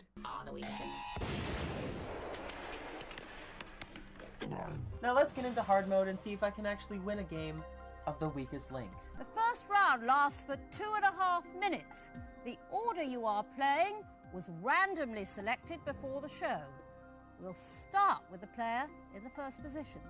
Let's play the weakest link. So time for round 1. So since the computer randomly selected me as the first position, I get the first question. This will totally turn out well. Jenny, you will answer first. Let's play the weakest link. Start the clock. Jenny, in entertainment, which one of these is right? What is this? Every multiple choice question has always had the full words and not just one letter. I actually had no idea this was going to happen in the hard mode, but I found out if you wait a couple seconds, it will completely fill out. So I just did that. I've been playing this game for up to 2 hours at this point, and I have not seen this at all. Time's up. You could have won $125,000. That money will go through to the next round, but one of you will not. Someone here is always losing the points. Who's having trouble keeping up? Who needs to be returned to the library shelf? And even though I wasn't the weakest link in that round, I was still voted off because I was taking too long to answer. With 4 votes, you are the weakest link. Goodbye. I was so relieved to get out of there. Never again. I mean, all the people were nice and everything, but no, it's too much. I just wanted to cry half the time. And when she looked at me, no, I'd never do it again. Not for $1 million. No way. Wow. Okay. Since I clearly didn't understand what was going on, I'm just gonna restart. Okay, so now that I know that the answers are only gonna have one letter, I actually feel comfortable playing at the highest difficulty. Okay, this is the official round. Let's play the weakest link. I still don't know how to bank, so... Good luck, everybody else! Time's up. You could have won $125,000. That money will go through to the next round, but one of you will not. Who doesn't convince you? Who's trying to pull the wool over your eyes? Who's all mouth and no answers? I got all 3 of my questions correct and on time in this round. Evelyn ended up being the strongest link and Gary was the weakest. Round 2. There are 6 players left. We are now taking 10 seconds off the clock. We'll start with the strongest link from the last round. Let's play the weakest link. And for round 2, I got 2 out of 3 of my questions wrong. Even the Thanksgiving question like a dumbass. I think the stress was getting to me and I was just clicking random shit, not even reading the question. Time's up. You could have won $125,000. That money will go through to the next round, but one of you will not. Who is the hole in your pocket? Who is the luxury you cannot afford? Sling the slow coach, dump the dunce. But since Jules was the weakest link in that round, I scraped by just to live to round 3. Round 3, you are down to 5 players. We're taking another 10 seconds off the clock. We'll start with the strongest link from the last round. Let's play the weakest link. Time's up. Well, allegedly the weakest links are gone, and still you only get this much. Which player can't keep up? Who's bringing up the rear badly? Who's nowhere near the finishing line? Okay, so William's the weakest link in that round, so let's just hurry it up, get to the next. Tim. William. Eddie. Tim. Eddie. Wait, no, go back. Go back. No, wait. So it's a tie between Tim and me. So since Jojo was the strongest link, he votes me off. Why this person? The proportion of incorrect answers he entered was too great for my system to cope with. I mean, yeah, I agree. I even got the Men in Black question wrong. What is wrong with me? Eddie, some questions too hard for you. Is that it? I imagine you're pretty embarrassed right now. Whew, it's hot in here, isn't it? With 2 votes, you are the weakest link. But Let me tell you, I'm ticked. Totally. I don't know what they're thinking. They won't be able to bank squat without me. One bad round, and I'm out on my head. That just ain't right. No, I'm just plain mad. So we're 2 games down, and we're probably both really awful to look at. I need to get away from these PS1 graphics, so let's finally boot up Family Feud for the Nintendo Switch. Yeah, I said I wanted to avoid games Jaden played in her video, and Family Feud was the first game she played, so... But the thing about Family Feud is... 100 people. We asked them the following. We asked 100 people this question. And that's why I like the Weakest Link better. Because the Weakest Link is based on fact. But Family Feud asks random people on the street for opinions, and regular people are stupid. Can you name any country on this map? Is it South Africa? Nope. So guessing the dumbest answer possible will grant you the months. Jockstrap. And again, I played a couple rounds on the easier difficulties just to get the hang of the game, and boom, we're playing the game with Steve Harvey. Who the hell is this Skinwalker? A Skinwalker is a person with the supernatural ability to turn into any creature he or she desires. Okay, fine, I guess I won't get my own Steve Harvey shocked face moment. You can't really play by yourself, because if you put only one character in there, it will only be one character guessing, and there will be a full roster of family members on the other side, so that doesn't make sense. So what I did to make the game fair is, screw it all, it's me versus the computer, because it's controlling all the rest of those other family members on the other side. I walked away from 2 game shows already because the computer was cheating, so it's time for me to finally take a win, okay? Okay, so I make myself, my partner Marcia, then left the rest default, and then the game crashes. It's bright and early, and we're ready for the Family Feud.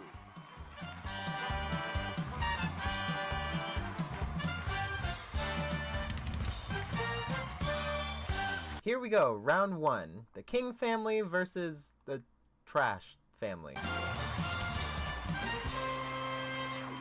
In our survey, we asked 100 people, name something you might see piled on the floor of a teenager's room. You're up first. What do you got? I mean, I should know. I was a teenager very recently, so...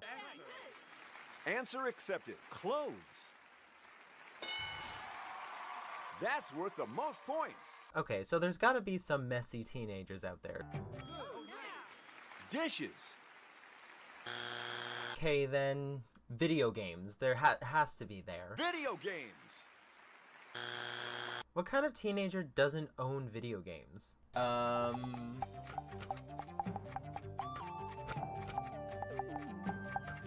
I can't do that. How about, food?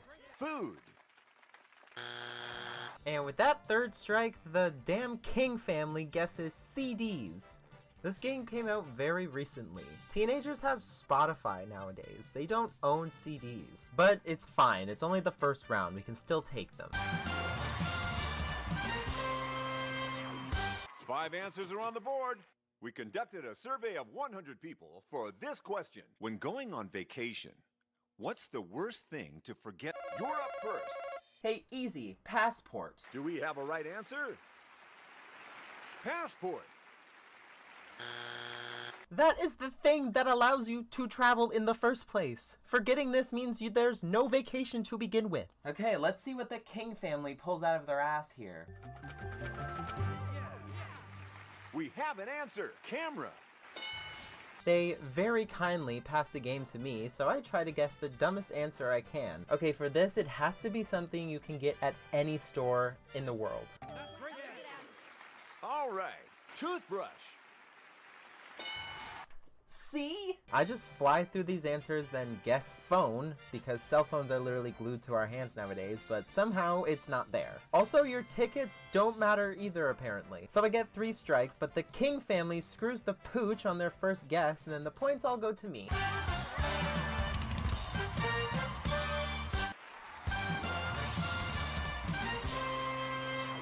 I need 5 answers. Things are getting hot in here because the points in this round are doubled. We asked 100 people. Name something that has an ending. Easy. Movies. Movie. It's not the top answer, but got the highest. Then I guess books, and awesome, #1 answer. I'm hella good at this. Then I guess TV shows. If watching Once Upon a Time taught me anything, is that all good things must come to an end. But thank God Family Feud told me that TV shows don't have endings, so I can continue to watch my favorite show.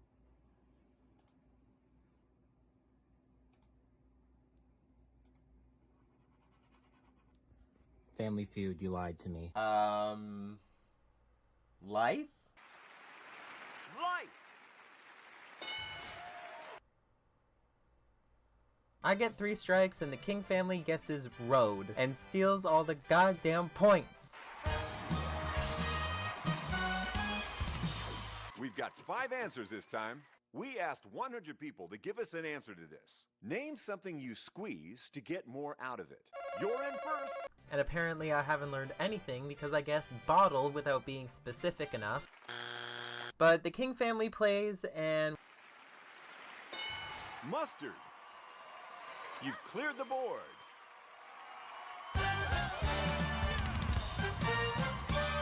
It's another win for this family. Oh, they completely cleared the board. Shit. I lost, but got a consolation prize of $83. Sadly, the computer wins again, but that was fun. But after simulating these 3 game shows, how much money could I have theoretically won? I won $0 in Wheel of Fortune, was eliminated in the 3rd round on the weakest link, so $0 again, and got a consolation prize of $83 on the Family Feud. I can't even get a AAA video game with that. See you back here soon. Goodbye.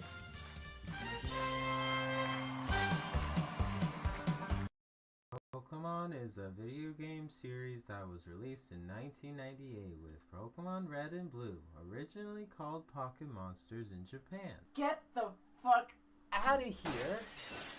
We don't need this.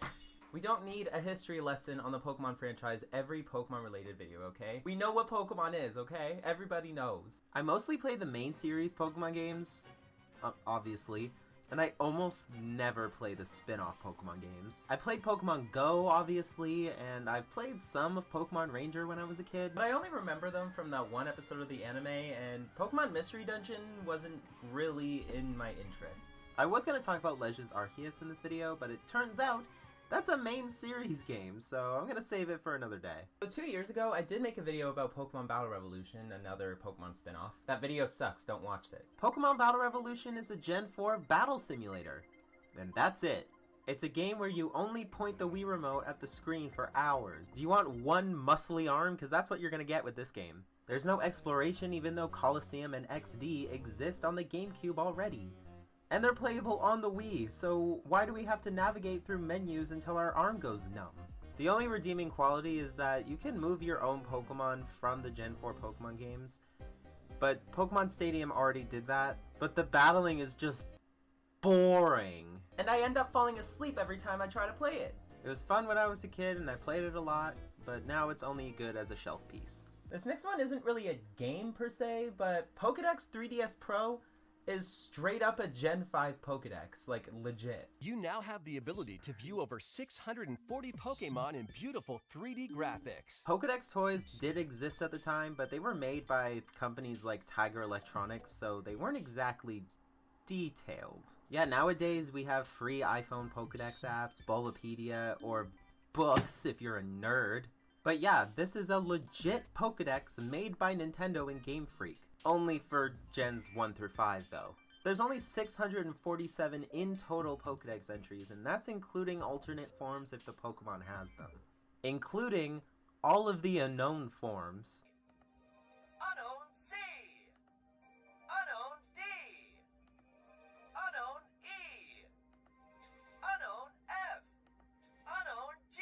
And this was an era of Pokemon where they didn't serve everyone up 5 courses of DLC stew, so there was no Pokemon past Gen 5.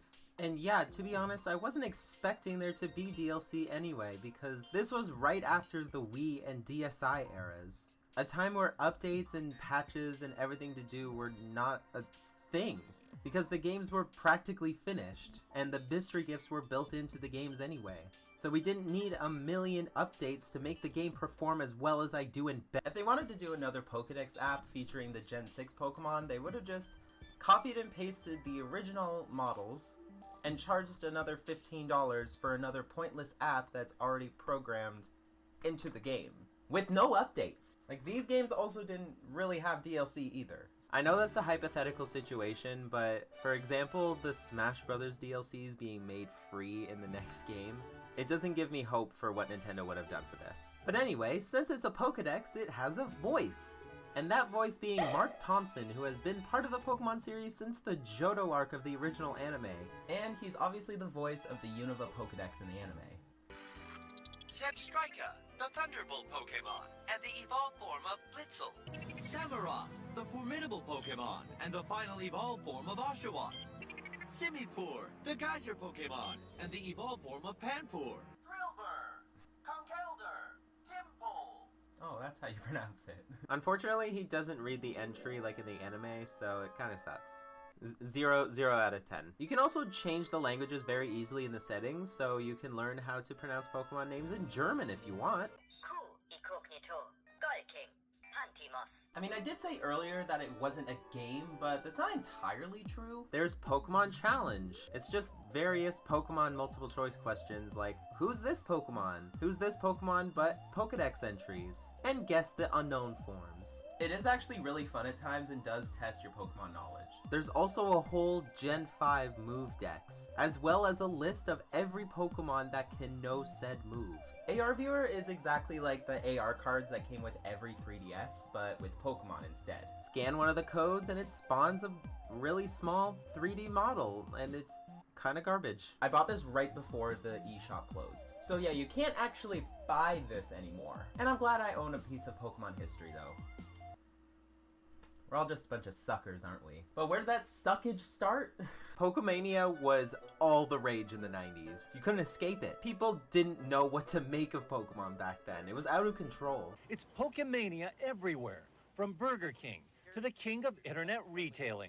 If you guys don't know what Pokemon is, you're in need of some serious remedial toy education. Looking back at these news reports and B-roll footage of people back in 1999, they really had no idea how big this actually was going to be. This could be this year's Christmas boom. But some experts say the entire Pokemon phenomenon is the enemy. In my opinion, parents should not let their kids watch Pokemon, play Pokemon, buy Pokemon cards. And even parents were put in front of cameras and asked to explain what Pokemon was and had absolutely no idea. Can you explain Pokemon to me? Very vaguely. They have Powerballs, that's all I know. If it sounds like the kids are speaking another language, they are. The language of Pokemon. Pocket Monster, the spiral. And it stands for what? Male fertility. But these parents are actually pretty cool. Christina Levy spent $1,000 last month on Pokemon. Her kids call her Pokemom. It's a really social game, socially interacts with all the kids in the neighborhood. So as opposed to sitting in front of a television watching cartoons, he's interacting with kids. So I really am a fan of the game. And schools were just banning Pokemon cards because they thought that this was the equivalent of spending your life savings at a Vegas craps table. I don't have anything against them, I just don't want them to, distract us from what our job here is. School officials are finding that Pokemon cards are responsible for fistfights. Oh, okay, well that's actually a reason. But soon enough, a game was released that deleted the need to collect Pokemon cards physically. Pokemon Trading Card Game. The game. for the Game Boy. Girls can play this. Why can't it be called Game Boy Girl? This game solely exists as an excuse for parents so they don't have to spend thousands of their own dollars on cardboard rectangles and binders. And now that I'm an adult, that seems pretty smart, actually. It's actually a free-roaming 8-bit style game, sort of like Red and Blue, but the walking animation stops halfway through. And since it's sort of a spin-off, it's not as well made. They didn't really put as much oomph into this one as they would a main series game. But it has an 8-badge system while you actively run into your rival that's always one step ahead of you. Then you go and beat a Pokemon League at the end. Yeah, it's the same formula technically as the games that it's spinning off, but instead of catching Pokemon and using them in turn-based battles, you play the actual Pokemon trading card game. And it actively teaches you how to play the most basic form of the Pokemon TCG from the first generation. It tells you what you can and can't play so you can't cheat. You can actually go in any order of the gym that you want with things that you have to do before you can challenge the gym sometimes, like having to beat 3 other NPCs in order for them to dox the location of the gym leader. And after you beat an NPC, you're actually rewarded with packs of cards from sets of the time. There's base set, jungle, and fossil expansions all within the game. And I'm definitely going to keep playing this one. Since it's on the Switch now, I can finally finish it on my own time. And I recommend it if you want to learn how to actually play the game for yourself. And yes, I have unopened packs of cards, okay? Here's my Obsidian Flames pack. Let's see, this has been in my collection for a while. I know it's one of the newer sets, but it has been in here for a while. I haven't really thought about opening it until a Pokemon related video. Since I don't really use these, here you go. There you go, you're welcome. Ooh, Smoliv, Pidgey, Combi, Varoom. Is that a vacuum cleaner? I don't know. Skarmory. Ooh, Espeon. Pretty cute. Sharpedo. Seismitoad. Bonsly. Gita. Okay. Nothing really interesting in there. Guess it's the Gita Reverse Hollow, but worst champion ever. Do you like to brush your teeth? Well, you can do that. But with Pikachu. Make daily toothbrushing time more fun with Pokémon Smile. Pokémon Smile is a toothbrushing game. Tool? Government face copier? That makes your children want to brush their teeth every night before they piss the bed. When this was first announced in a Nintendo Direct a couple years ago, I was more confused than anything. Kids nowadays can't even brush their teeth without Pokemon being involved, and yeah, it works. Yes, I know it's made for children, but it's also made for me, okay? It uses the front-facing camera to actually track your toothbrush as you brush the indicated parts of your mouth, causing your Pokemon to attack the purple goo invading your gums. Looks like grape jelly. And at the end, you get to catch the Pokemon that you saved from the cavity causing purple jelly. Weirdest thing I've said today. You basically fill up a Pokedex entry every time you brush your teeth, but only Gen 1 Pokemon though, because of course it is. I know a 23-year-old adult shouldn't be playing this who can just set a timer instead of using an app made for children. But fuck you, it's way better to see yourself with a Charmander hat on than it is to stare at your ugly face in the mirror. Okay, so Pokemon Smile is kind of weird. I love the chibi, like, art style. It doesn't allow you to, like, spit, like, at any time during the brushing. Which, you do get a lot of saliva in your mouth when you brush your teeth. And then it, like, gets angry with you when you leave the camera to go spit. Okay, I have to preload my toothbrush with everything before because it doesn't even give you time. Like, it gives you 5 seconds to prepare, okay? It makes brushing your teeth fun, and I have no problem with that. Even if you're a smelly old adult destined to never have any children of their own. You guys remember Pixelmon? You know, the Minecraft mod? No, not that one. Yes, that one, yes. The old version that made all the Pokemon blocks. That is what this game reminds me of. Pokemon Quest was technically the first Pokemon game ever on the Nintendo Switch, but it's a completely free game with a blocky art style. Your player heads for Tumblecube Island to find some hidden treasure from a long-dead civilization. Or have to go do some grave robbing while befriending some blocky Pokemon. Sounds like fun. The game is okay. For a free game, I didn't expect much, but it's pretty fun, I guess. Again, these kinds of games aren't really for me. You go quest to quest, beating waves of wild Pokemon, then you have to fight a boss Pokemon. That's it. There's skill trees for your different friend Pokemon, so it's a bit of strategy and planning. You can use this pot to make various soups to attract more Pokemon to your camp. And you get decorations to increase various status effects like EXP. But you don't exactly need to play it at all. Besides operating the menus, it can basically play itself. You can just set it on autoplay and you can continue doing your laundry. This is another Pokemon app, but made for sleeping. Pokemon Sleep is obviously a sleep tracker. Depending on your tossing and turning throughout the night, it gives you a score ranging from dozing, snoozing, or slumbering. For it to start tracking though, sleep has to be at least 90 minutes long before research is even counted. And you only have 2 sleep sessions per day. How they track this information is a little sketchy though. You have to keep the phone on all night while connected to the charger, on your bed, next to your head. A combination that increases your risk of a fire. I'm just trying to understand what it says here. How did you die? I used Pokemon Sleep. Thankfully, my phone doesn't get very hot while it's running this, but some of you out there have some really shitty phones, so I don't really recommend downloading this at all. And this game is also targeted to children. Maybe we shouldn't put fire hazards next to our children's heads as they sleep. And while it's collecting all of this information, it's also recording all of the sounds around it. That does include fans, by the way. It will constantly just record the fan noises if you do have one next to your head, which I know a lot of people do, including me in the summer, which is when I recorded some of this footage. And just like Pokemon Smile, every time you sleep, you collect Pokedex entries. It is fun to see what Pokemon you get in the morning depending on the sleep score, but I haven't really used it in a while, and I don't think I'll continue using it because it's really not safe to use, and it's not really for me. This last one is weird. Pokemon Puzzle League is just an ugly game. It's the only other game that I've played at least that's based off the Pokemon anime. The other one being Pokemon Yellow. And I'm sorry, I just don't enjoy playing it. To be honest, when it boots up, it looks like a ROM hack or a cheaply made Flash game. Y8.com, anyone? It starts with an animated cutscene with Ash getting a Zoom call from Professor Oak telling him that he was selected as one of the challengers in the Pokemon Puzzle League. Then Ash says, "You are selected as one of the challengers." I'll go sign up. Ash, you don't need to. Oak already did that. That's why he's calling you. Then we're finally off to the Pokemon Puzzle League Village.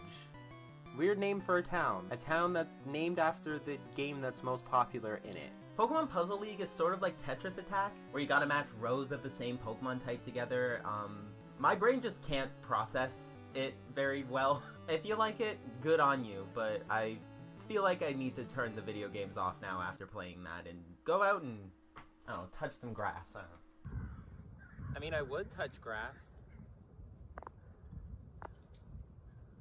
It's snowy. I like Harry Potter. Can you tell? Ugh. In general, I love franchises I can insert myself into. Most recently, I really got into Star Trek, but obviously one of my favorite franchises of all time is the Wizarding World. And calling it Harry Potter World just doesn't make sense because he's not the only wizard in the franchise, you dummy. Potter, Potter, Potter, Potter, Potter, Potter, Potter. Potter. So when Hogwarts Legacy was announced 3 years ago, I was obviously excited. We are finally getting the Hogwarts letter we've been waiting for since we were all 11 years old. Like, look at this photo of me on Halloween when I was 10. I have been a fan of this franchise my entire life. I love both Harry Potter and Fantastic Beasts. The first one, not the other two. They're shit. But I just love the Wizarding World overall, mostly for escapism from this hellhole we call life. But I also hate it at the same time. Because I know in the back of my mind when reading the books, watching the movies are just simply holding one of my noble collection wands. The person who wrote these stories hates me and the people I love for no other reason than just wanting to live their lives.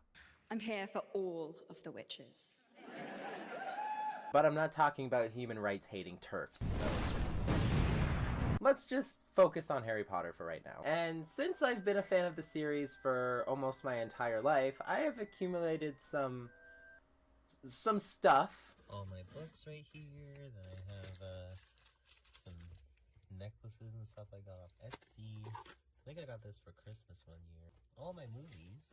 Then this is cool. This is my most recent thing. I turned my unofficial Harry Potter spellbook into an actual cool looking spellbook with reflective spines and stuff. And I have a bunch of Noble Collection wands that are honestly a waste of money. Waste of money, waste of money, waste of money, waste of money, waste of money. And obviously I have some video games. Every Harry Potter movie has had a video game based on it at some point. I would be drowning in Harry Potter games if I did them all today, so I'm only doing about 10. Some of them are good, some of them are just really bad, and some are just weird. Inflators! But out of all of the Harry Potter games on the market, which one should we start with?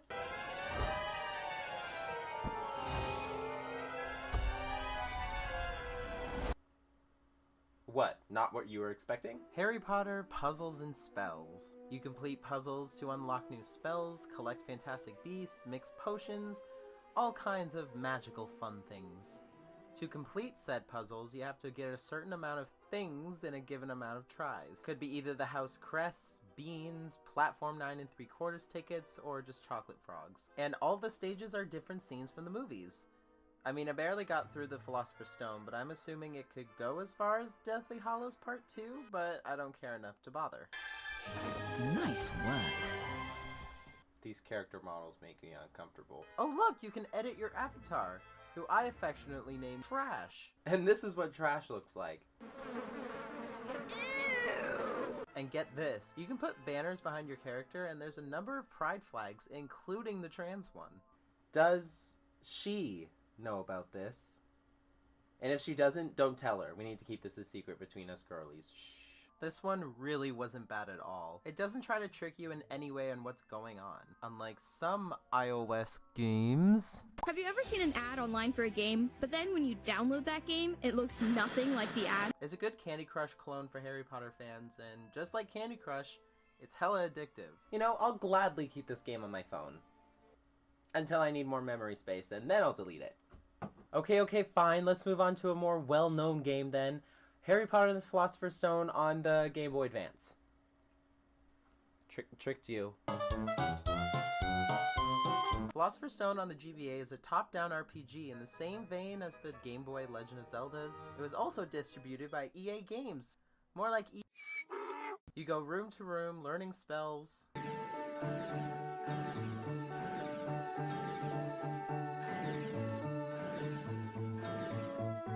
Yeah, that. Right. And fighting... What are these? Aliens? I never really thought about aliens existing in the wizarding world. Would they have magic? If they don't, would wizards consider them muggles? And if the Wizarding World's universe muggles have their own first contact situation with said magical aliens, then would the regular wizards integrate with muggles? I have so many questions. Harry walks painfully slowly. The attack button is delayed, so you easily get hit by fast-moving enemies, and I hate it. Moving on. And this next game technically no longer exists. Just like Puzzles and Spells being a Candy Crush ripoff. I want everything to be perfect for my Dudley's special day.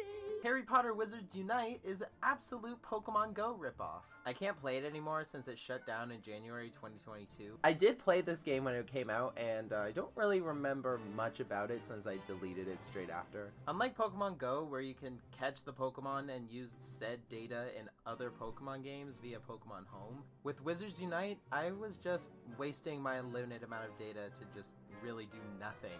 And the trailers for it looked better than the game turned out to be.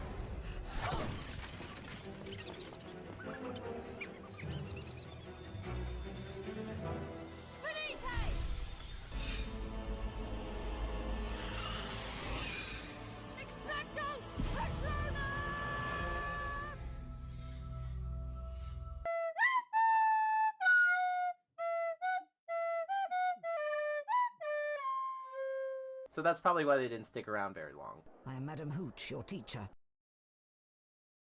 No, you ain't! This game is not great. Philosopher's Stone on the PS1 is not the best game to look at. Are these supposed to be people or malnourished Muppets? And the low quality of the graphics gave birth to this. Hello, Harry, it's me, Hagrid. No, you ain't! This is the very game that the Hagrid meme comes from, and I hate him because he sends an 11-year-old boy over pits of lava to gather fire seeds for a carnivorous, flying, fire-breathing dragon. Welcome to my home, Harry. It's small, but still roomier than your cupboard under the stairs, eh? So anyway, at the start we get a storybook introduction summarizing the beginning of the first book. For the next 11 years, Harry lived with his dreadful step-parents, the Dursleys. Step-parents? I'm pretty sure it's his aunt and uncle, but I wouldn't know from what source material to get that information from. Where would we go for that for the fact check? Yeah, these are the same slides from the GBA game, just reused, upscaled, and put into a book animation. And I'm actually a fan of this old art style. Bing bang boom, we're in the main hall, and Dumbledore for some reason personally tells me the school announcements that he's supposed to stay in the Great Hall. Welcome to Hogwarts School of Witchcraft and Wizardry. I am Albus Dumbledore, your headmaster. The third-floor corridor is out of bounds to everyone who does not wish to suffer a most painful death. Yeah, Harry, you can explore, except don't, because you'll fucking die. It's a puzzle collectathon platformer where you go around the castle progressing through the story and learning new spells. Keep trying. Oh dear. That was good. Excellent. Right. It really makes me feel like a true wizard. And after you learn the spells, you have to complete these long, empty dungeons with badly controlled platforming. And you know the whole, Hogwarts is full of secrets, Harry, so search behind every door, but keep in mind, not all secrets are rewarding. Almost every door is locked unless you're actively completing the story. It really isn't a good game by any means, but I can't completely knock it because it's Harry Potter and it's fucking weird. Okay, I've been looking at Philosopher's Stone for the majority of this video and I'm getting tired of it, so let's move on to something different. Lego Harry Potter Years 1 through 4. Look, Lego games are good, okay, but they can just be a snooze fest sometimes. That's why I haven't been able to do another Lego games video. They're just so similar and boring. I just felt like falling asleep through the majority of the beginning levels because the Philosopher's Stone and Chamber of Secrets are the most boring in the series to me. It does only take about 2 hours to finish 1 year. It's not too bad if you want to get to the better movies like Prisoner of Azkaban. That is until your game glitches and this troll spawns in front of this door preventing you from continuing. And the customization is pretty lame. I wanted to make some Fantastic Beasts characters because they don't really have a Lego game besides the Lego Dimensions story pack. But out of all the options, who was I able to make? I was able to make Ezra Miller. The guy in that bar declared himself as a Nazi. I have it on film and he attacked me. Okay, this next one is also a weird one. This is Harry Potter and the Deathly Hallows Part 2 for 2011 Java and Brew cell phones. Look, I would say it sounds like garbage, but how can I rate silence? It looks more like an SNES game than anything. And obviously, I can't play this, but judging by the footage alone, I don't want to. Puzzles and Spells was good, so let's see if there's any other gems on the iPhone. Hi, I'm Bonnie Wright. And I'm Ivana Lynch. And we're here to tell you about a game that lets you experience the magic of Hogwarts for yourself.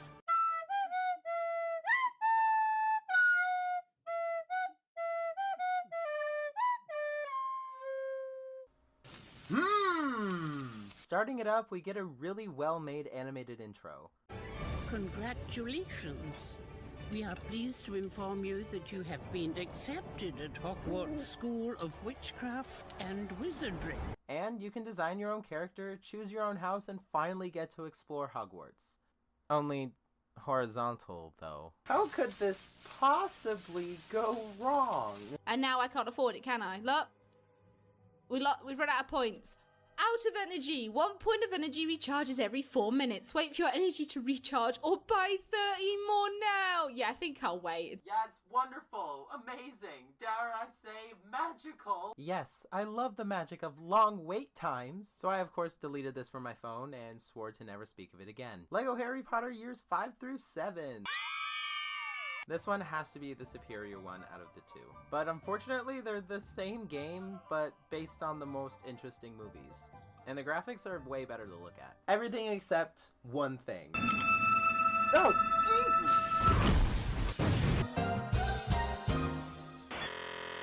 For some reason, they made the pads to activate the character customization so bright that you can't see anything. What is this? We have to go back to Ezra Miller now. I claim my 9th Amendment rights to not be unlawfully persecuted for a crime of no designation. Disorderly conduct being something I am unguilty of. You want to fight? Is that the deal? Harry Potter Magic Awakened is everything Hogwarts Mystery should have been. The art style is really nice and looks like the updated book covers. Professor McGonagall kind of looks like a skeleton though. Welcome to Hogwarts! You can freely move around areas you're currently in, and there's cutscenes. I've always been different. I can't explain it, but strange things happen when I'm around. It doesn't bother me, not anymore. I'm used to the stares, the whispers. And there's voice acting. I suppose you want to know my name. Fine. It's Cassandra Vole. Happy?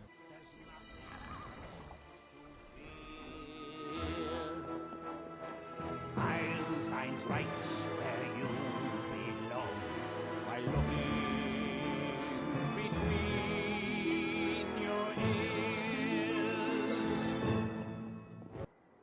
What the hell is that? It is very impressive for a mobile game. And yeah, unfortunately, it did take up a lot of memory on my phone. It's really a League of Legends type card game where each card you play is a different spell. Spiders.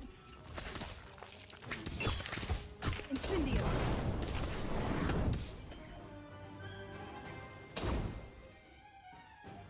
Inflatus. Well, well. Someone knows how to duel. They have these really cute animations for every one of them, and the spiders have to be my favorite.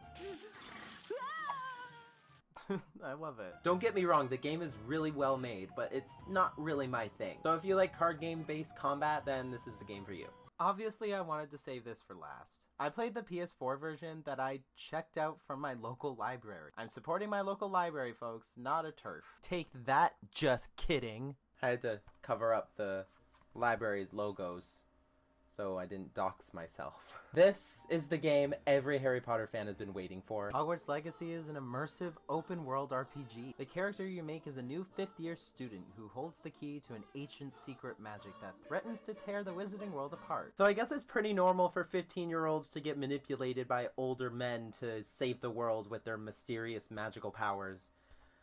The wizarding world really isn't safe for anybody, is it? You could just be walking to Charms class on a normal Monday afternoon, and a huge fucking snake with a literal death stare comes around the corner and kills you. And speaking of not safe for anyone, the game starts with a man getting eaten by a dragon,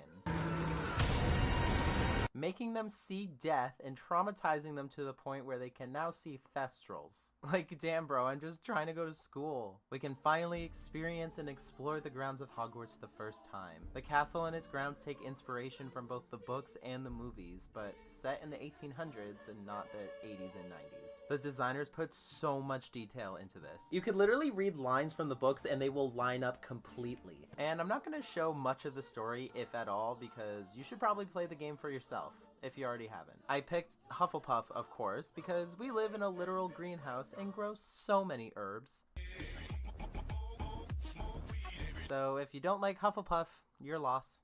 More for us, I guess. And you can go to Azkaban in an exclusive mission. And I obviously played a little bit of the other houses, and I loved the detail. You have a big day ahead of you tomorrow. I shall be back in the morning to collect you for your first class. I shall be back in the morning to collect you for your first. We don't really see much of the Hufflepuff and Ravenclaw common rooms in the books or movies, so it is really cool to witness them for the first time in explorable 3D space. But before that, you can choose between either a witch or a wizard in the position of the main character. The customization is heavily extremely extensive. You can choose between a more feminine or masculine voice, and said voices are played by Amelia Gething and Sebastian Croft, who I know from Heartstopper. And yes, I do only hear Ben every time I hear the male character talk. I'm eager to get to Hogsmeade. You know, if you're trying to keep it quiet, you should probably stop acting so gay there. What in Merlin's name are you doing? Tuss, peculiar Poppy. Worried about a worthless little rodent? Her name is Persephone! Her name is Persephone! That's really not funny.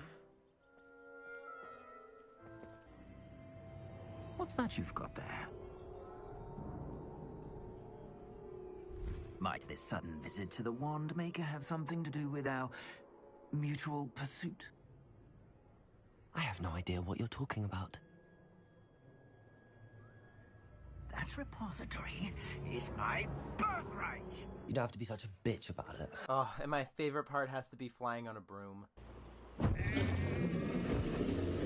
You can explore so much of the map very easily while you're just flying around on your broomstick and marking those flue flames. And just FYI, if you only have a PS4 like I do, prepare for slow loading screens and slow loading doors.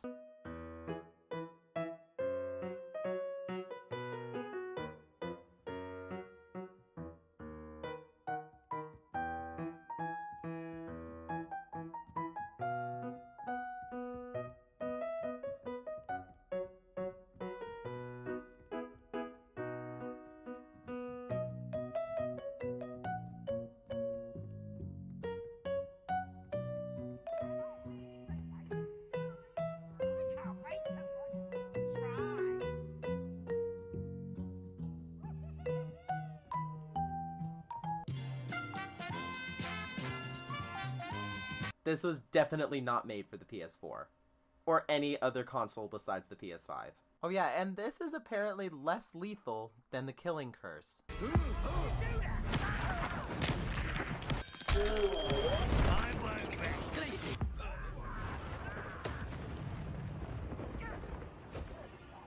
This is the Wizarding World game we've all been waiting for. And I would play more of this game, but I would have to get my own copy at this point because I think I hogged my local library's copy for way too long. Bye, Hogwarts Legacy.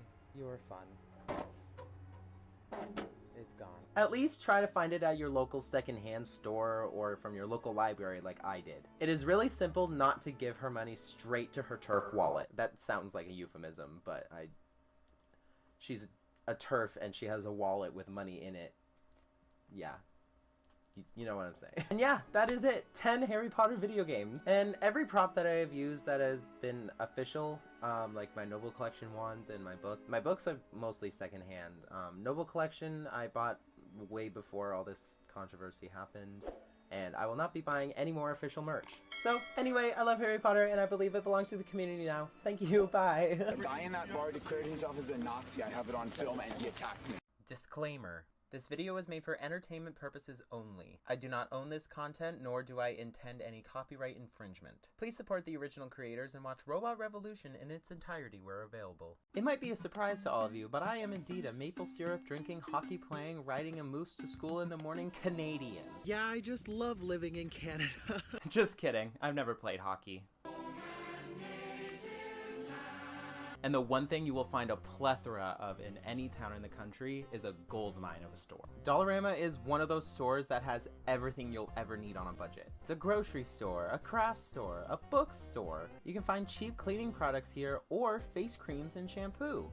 I mean, I wouldn't really recommend them because it's a dollar store and your face might shrivel up and die. But on the bright side, you can find cheap Lego here sometimes.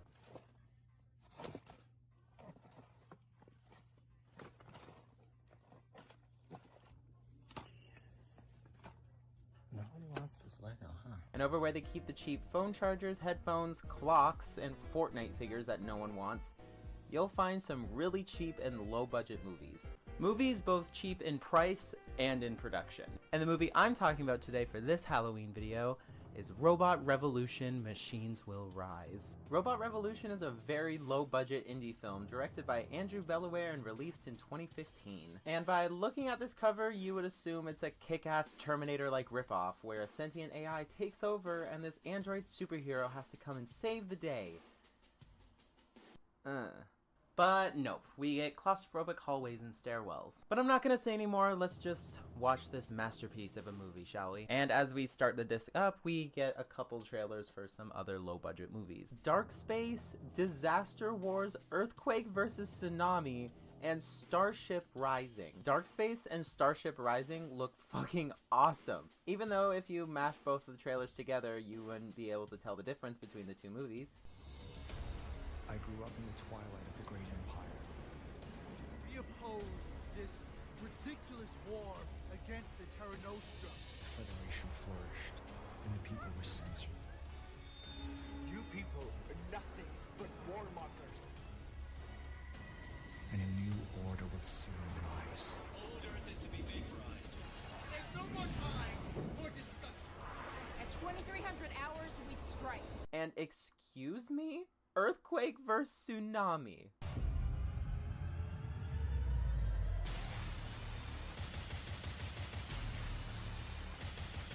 Oh my god, forget about Robot Revolution. I want to watch this masterpiece. I mean, I also use those green screen effects and explosions.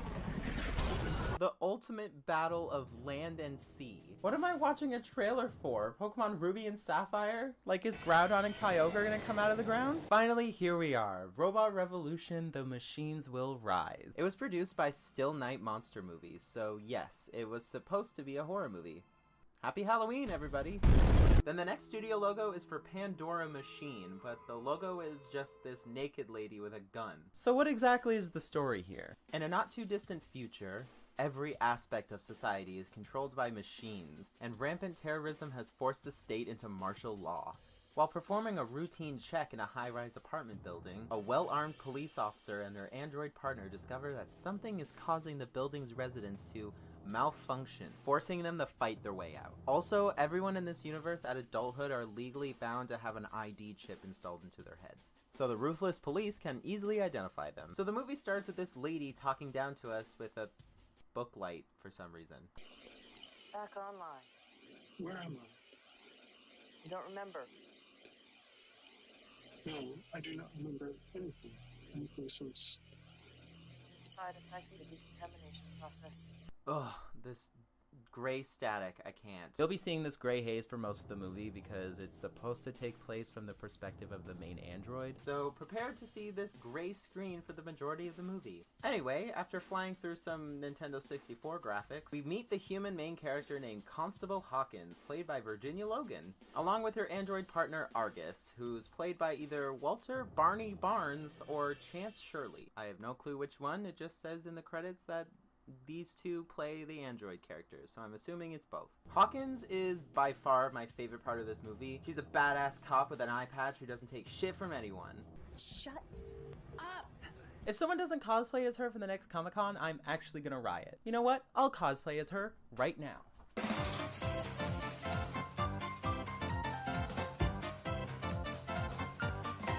There. And now we cut to the best CGI in the movie. Because, you know, if something is completely dark and you can barely see it, it looks real. She gives Argus a little upgrade, then gives us some very light foreshadowing. Are you comfortable working with androids? Yeah, they're generally reliable when they're not getting short-circuited, dismantled, or hacked. Humans can also be hacked. So they slowly walk around the apartment building for about a minute of the runtime with nothing else happening besides android walking sound effects.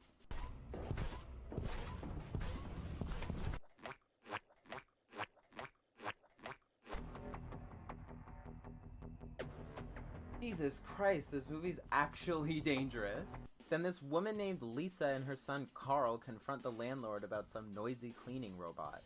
The dialogue in this scene is just priceless. How many times do we have to complain about the noise? You know, the only noise I hear is... After the woman and her son leave, Argus assaults the landlord for the answers they need. 513! Number 513. Thank you, citizen.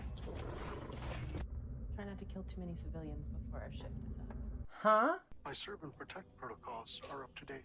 serve and protect protocols my crack. They're actually looking for someone named Vic Richmond, who's been apparently making a weapon for a known terrorist named Damien Raw. But it says in the synopsis that it's a routine check. This seems more like an investigation to me. This next scene really confuses me. After a bit more walking and the most realistic shot of a generic city I've ever did see, we cut to these people playing poker with balls in a stairwell. Doesn't matter. Son of a... Were you bugging? Stop swindling this dipshit, Ratty. I ain't holding a gun to his head. Hey, Ratty, I'll play ya. Keep your money, Blink. Even I got too much pride to take money from the mentally disabled. Huh? After Hawkins and Argus find them, they start to scan this guy named TiVo, played by Matthew Trumbull, for his ID chip. What's your name? You can call me TiVo. TiVo? Need I remind you that in this universe, adults 16 years and over all have ID chips in their heads. Sorry, doll. No CID chip. I ain't 16 yet. What's wrong with you? Well, Methuselah syndrome. Premature aging? Yeah, this man is supposed to be playing a preteen under 16 years old because of premature aging? What? This just goes beyond high school TV drama casting. Why aren't they just young adults in their 20s? That's way more believable than this. After walking up more flights of stairs, Argus finds some edibles on this couple making out right in front of them. What do you want? I detect fellow ethylene in the possession of these citizens. What do you have on you? Nothing. Nothing! Like, I don't understand what's with all the assaulting people for no reason besides having small edibles in their pocket or just being a landlord, I guess. You know, everyday police protecting and serving. Good Horace, but you're a vicious one, Argus. You told me not to terminate a large number of civilians today. I did, didn't I? Tell me again who I'm supposed to be rooting for here? Now we finally see the cleaning robot that's been causing all of the ruckus throughout the building.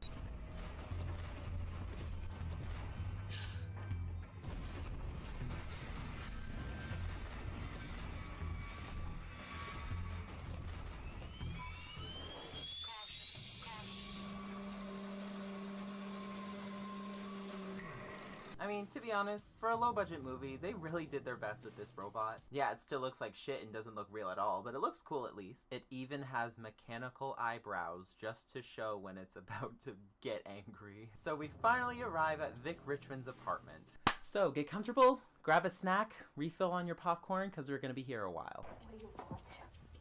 We want to talk about Damien Raw. Vic Richmond, played by Mary Murphy, is a very paranoid scientist. They interrogate her about the terrorist Damien Raw, and she lies twice to her face. At least I think so, because I honestly can't understand what she's actually saying. Yeah, well, word has it that one of his boys is holed up in this building. Terrorist? Here? Oh golly, Chibo, a curse now, you got me all frightened. I don't even see a bed, let alone another room besides just this kitchen. I've never heard of one kitchen, no bedroom, no bathroom apartments before, but here we are. And we finally get some conflict in the form of Damien Raw's henchmen making their way through the apartment building. Then once they finally arrive, demand the weapon that Vic has been working on. And this is where we get our first action scene, and it is glorious. That's it, don't move. Drop the guns. I said drop it!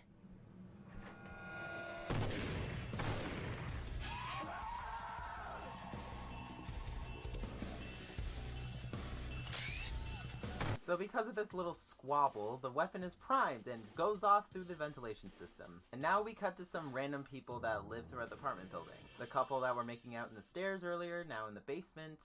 You know, where every lesbian couple hangs out to talk about taking showers. Babe, I think I need to go take a shower. Oh. Where are you gonna shower? I think Bennifer has a shower. And this lady from earlier, who is now reading a book with her husband called Brothel. The preteens and the old man they were hanging out with from the stairs go to split off for the night and discover the previously broken elevator is now moving again. Yeah, you should know you busted it. Seneca must have had somebody fix it. Cool. That means I can break it again. What is he watching?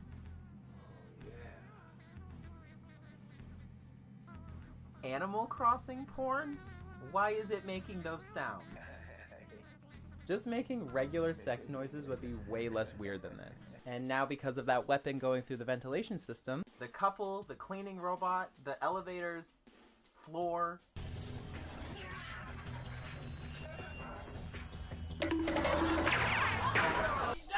Zoinks! Zoinks! Zoinks! And the old man are the first infected.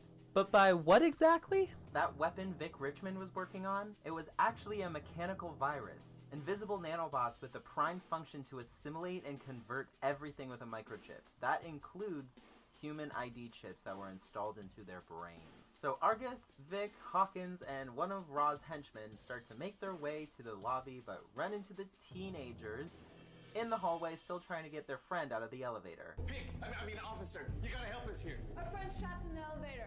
It started already.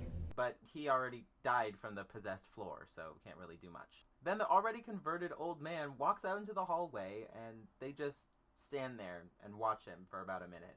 And that gives Vic time to spout some exposition on us. His body's dead.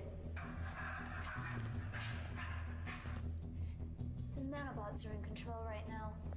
They're operating him like a flesh puppet. Technically, no, not zombies. Flesh puppets for microscopic sentient robots. And I have to say, considering that I was strictly working from theoretical constructs, they're pretty much doing exactly what they were supposed to be doing. Wait, you're basing this whole nanobot thing of converting living people into flesh puppets was all theoretical? And now the zombified apartment residents all attack them at once. So all the main characters flee to another floor. After breaking into the old couple's apartment that we're reading Brothel from earlier, this is where most of the exposition is going to set in. Since this hacking virus is in the air and described as a combat virus, I have no idea what that means. It's already done its job and should be gone from the air by now, which I don't understand. How can a mechanical thing just disappear into thin air? I don't get it. And this part is just everyone arguing and throwing death threats around, but I agree with TiVo here. You can shut your fat face. You got us into this. And what makes you think that? Oh, it doesn't take a genius to figure it out. You designed this weapon for that guy. It is definitely her fault for making this weapon in her no bedroom, no bathroom, kitchen only apartment. Not to mention she has little to zero empathy for the people that just died. Well, if the two constables hadn't bumbled their way in here, that guy would have had his canister and been on his way. My friends are dead. I've seen your friends. Not a big loss. I'm gonna kick your face. Then they realize that disconnecting the building from the entire power grid can slow the rate of infection. So she calls the landlord from earlier to do the job for them. Leave me alone. I've paid my debts to society. Twice. Listen, asshole, are you in your office? Who are you calling asshole? Shut up and listen. And he's almost immediately attacked by a zombified Lisa, and they all assume he's dead.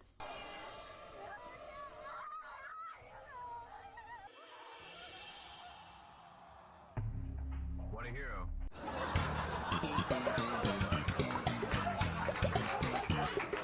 But he succeeds right before turning, because of course he does. So we're just about halfway through the movie, and things are getting quite tense. And now this is just the perfect time for Vic to tell everybody that their cell phones can work as emitters. So you're saying that all of our cell phones could be emitters? Given enough time, yeah. And that would be enough to take down the zombies? Well, not without breaking their shielding. And by that, you mean... crack the skulls. See, I told you, shoot him in the head, like I said. Yeah, that would have been nice to know 3 years ago. And why didn't she tell them this before? No idea. I thought being a scientist made you smart. Now, the horde of zombies... They're not... screw it. Make their way up the stairs towards them. The terrorist guy then pulls out a surgically implanted gun from his chest and threatens them. Stay back! Get that gun on my wife's face! Drop the gun or I kill her. How'd you do it? I used the proximity release on your cell phone during our close encounter room. I was able to retrieve my surgically implanted backup. You son of a bitch. You had a gun implanted? This man had a flesh pocket installed with an emergency gun?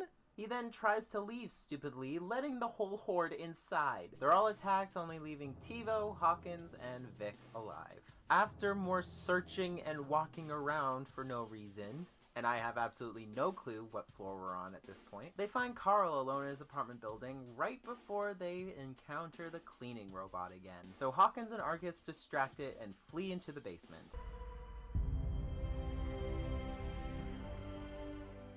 And the Oscar goes to Virginia Logan for her role in Robot Revolution. Well, it worked. The robot's following us. The bad news is, it worked. The robot's following us.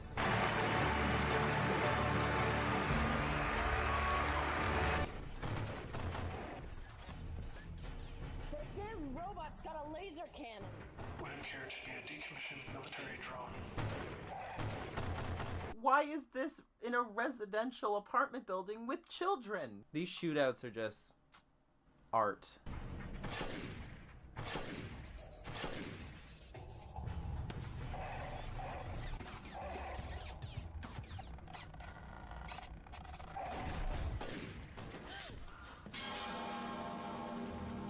And this part is just wild. TiVo and Carl are just walking around trying to find a way out and find the zombified Lisa. So, armed with a baseball bat, TiVo kills the kid's mother right in front of him. Soon after their little shootout in the basement, Hawkins reboots Argus to find that he's infected with the mechanical virus, and then starts strangling her. And we finally see that lady from the beginning of the movie again. She and her own android partner go around killing the rest of the humans in the building. Damien Raw henchman guy, TiVo, Carl, Vic, all the main characters, dead. The events that transpired here today are not what we planned. Ideally, we would have sought a higher value target. This'll have to do. And it turns out it was the government's fault the whole time. Yippee! It always is. And plot twist, Damien Raw doesn't exist, you stupid machine. He's just a convenient boogeyman to keep people nice and scared. But sometimes the boogeyman has to jump out and yell boo once in a while. so they use our main characters as a scapegoat. Vic Richmond was a known Raw conspirator. TiVo was a delinquent with an extensive criminal record. And Carl Vega, you know, the 10-year-old child who was innocent in all of this. He was a member of the Church of the New Osirans. Quite a merry band of terrorists they make. Is that what these masks behind this door were for? Were they part of an actual cult? It's just vague reasons all around here. So now they're planning to cover it all up by erasing Argus's memories so none of it gets out. And that just leaves one last loose end. Your memory. You are a superior officer. Naturally, I will obey your orders. Yeah. I'm afraid that's not really going to be good enough. If you were listening earlier, I didn't put Hawkins on the kill count. Hell yeah. No, please. I don't know what you heard, but I can explain. And with one good shot through the hand, she did it.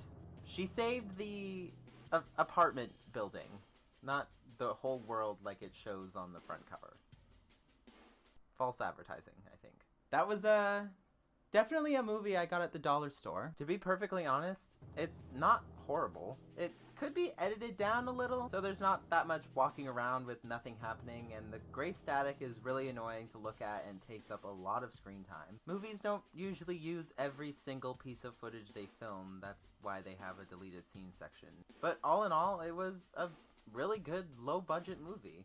Just saying, this video is all in good fun. I really honestly congratulate the actors and filmmakers for putting this out into the world. It's more than I can ever do. And I really do actually like the lore surrounding this universe. Like, if they made some comic books based on this world, I would absolutely support it. And if you guys want to copy yourself, I found my copy at a Dollarama during Halloween, so I don't know if it could be there or not, but good luck! Happy Halloween, everybody! I've played quite a lot of video games in my life. I've already made a couple videos talking about video games I've played as a child. If you were subscribed, you would have seen them.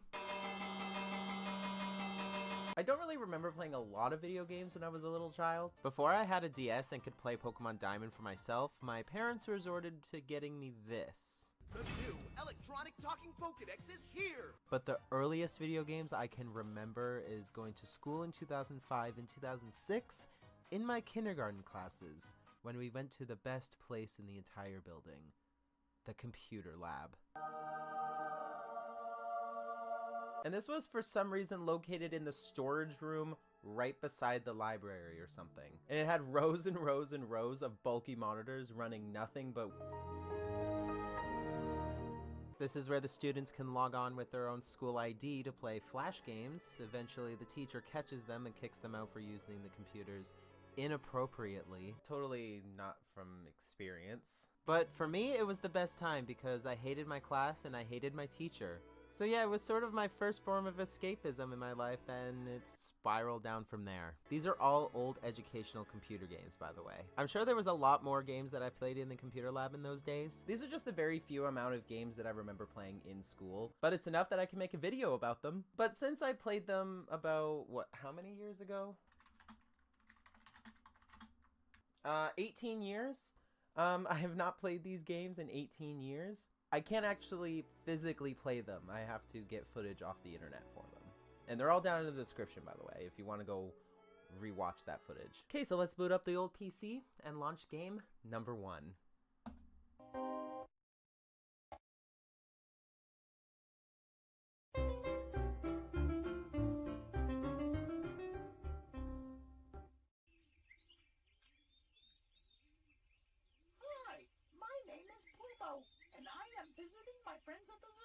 Oh, the Plumo games. The memories I have with these ones. Made by Synapse Multimedia and released in 1999, Plumo is a bilingual parrot who takes children on an adventure to discover things about things, I guess. Things like the circus or the park, but I never actually played those ones, so shut it. The two that I played when I was younger was Plumo at the Zoo and Plumo at the Farm. Plumo at the Zoo I remember being my favorite.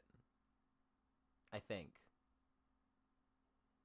I was 5, get off my ass. Plumo at the Zoo was meant to challenge a child's basic counting, matching, and coloring skills. All within fun little mini games. They're like all minigame collections, by the way, and just... They're not very clever. There's this Dress the Bear game where you have to match the silhouette on the wall to the bear casting it.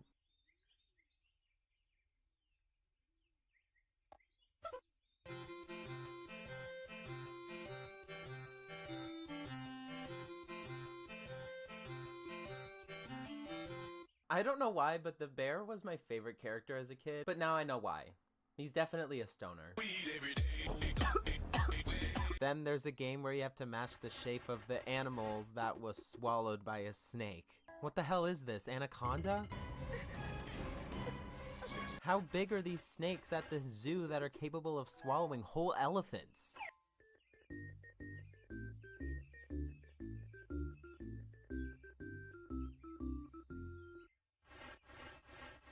And if you thought that was horrible, how about matching the animal skins to the respective ghosts? What the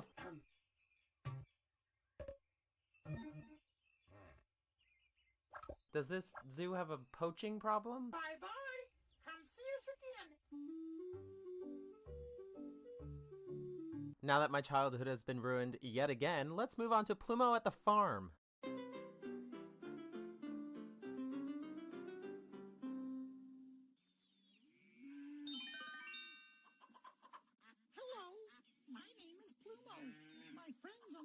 Can't wait to meet you. To choose a game, click on one of the moving pictures. It's exactly the same game. And yet again, it's another minigame collection to learn various topics like adding, matching, connecting a hose in a path across a garden to water the flowers directly from the nose of a living ground water pump. What? There's also a minigame where you have to connect the hands correctly on the indicated time.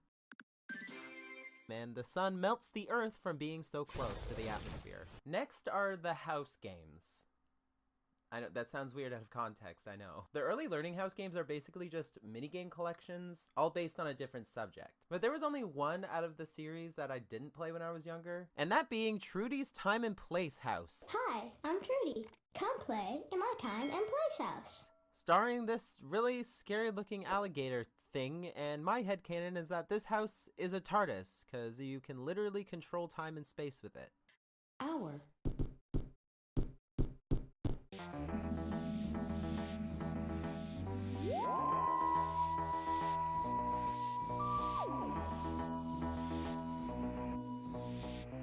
But the first out of the ones I actually played was Millie's Math House, and that deals with, I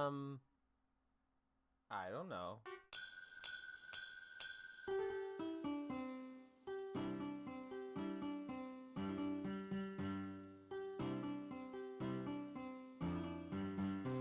The menu opens up and ooh, got a good cast of characters here. What the fuck is that? I'm Millie. Come play in my math house. There's a duck standing behind a curtain. What are you hiding behind there?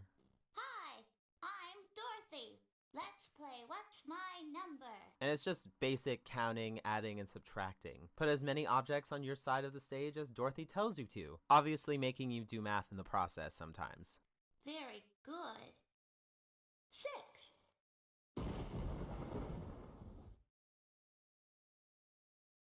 Oh yeah, this moose also has a rat infestation. You can build a mouse house. The rat minigame is just where you build houses and trucks and various things for these mice. Now I need a rectangle. That's it. Nice house. Time to move in. Yes, I did it! Time to pay your rent now, rodents. Here are little, middle, and big.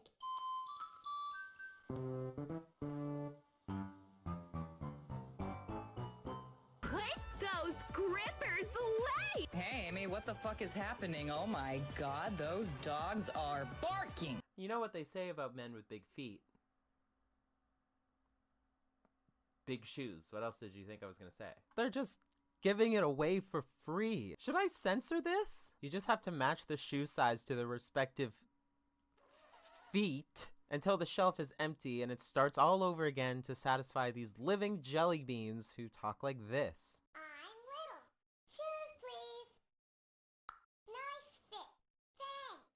Thanks. Nice. And at the beginning of every round, they constantly repeat their names over and over. I'm big. A pair of shoes for me, please. I'm middle. I'm little. I have cold toes. I'm big. I'm big. I'm big. Shoes, please. I'm big. Shoes, please. A pair of shoes for me. I need shoes. I'm big. Goodbye. And one of my favorites was Cookie Factory. Let's play in the Cookie Factory.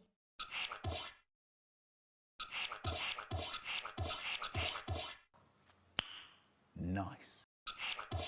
When I was younger, I remember my teacher getting upset with me because I would play this one game and nothing else. You bake cookies for this lovely chap over here who tells you how many jelly beans he wants on the cookies. Put 1 jelly bean on my cookie, please. 1. Thank you. And then he immediately eats them. That's good. They don't even make it outside of the factory walls. Who puts jelly beans on a cookie? Bailey's Bookhouse is sort of the same, but kind of completely different at the same time. And now this is another minigame collection, but relating to reading, spelling, and rhyming. I haven't said this yet, but the house games actually share a connected MCU-like universe and make cameos from time to time. Even that creepy alligator thing. The first of the 7 minigames is Edmo and Houdini. where this clown, I'm assuming is Edmo, just shouts prepositions at his dog. Go in the doghouse, Houdini. I'm in the doghouse. Go on the doghouse, Houdini. I'm on the doghouse. Go over the doghouse, Houdini. I'm over the doghouse. Should I be impressed and this is just a really well-trained dog, or should I speak to the authorities? Is this clown just a secret dog training genius? Read a rhyme is where you just create rhyming sentences and create a funny story, sort of like Mad Libs. The Queen of Hearts, she made some tarts.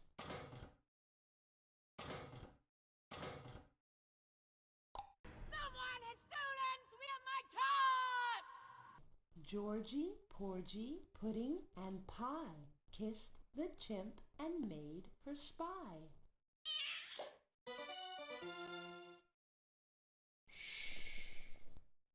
And Make a Friend is where you literally create a monster. This is not a friend. This will be in my dreams forever. Okay, let's see if the last house game is any good. I mean, they're all okay, but I remember this last one way more vividly than the other ones. Sammy's Science House was my favorite out of the three, and I think this snake is the reason why I am such an annoying scientific atheist in the present day. So blame Sammy for all the jokes I make about the Catholic Church. Jesus' mum was this woman, the Virgin Mary, who one night got visited by an angel and told she'd been gotten pregnant by a Holy Ghost.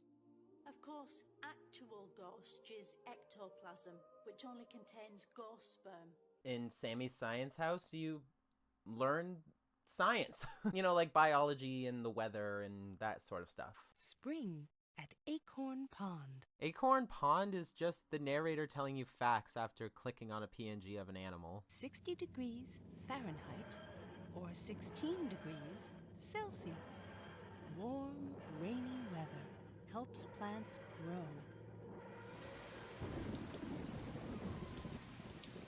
The mother crayfish carries eggs on her swimmerettes. Weather Machine is where you can literally control the weather itself. Let's make the weather. Hot. Heavy rain. Today is hot with heavy rain and strong winds.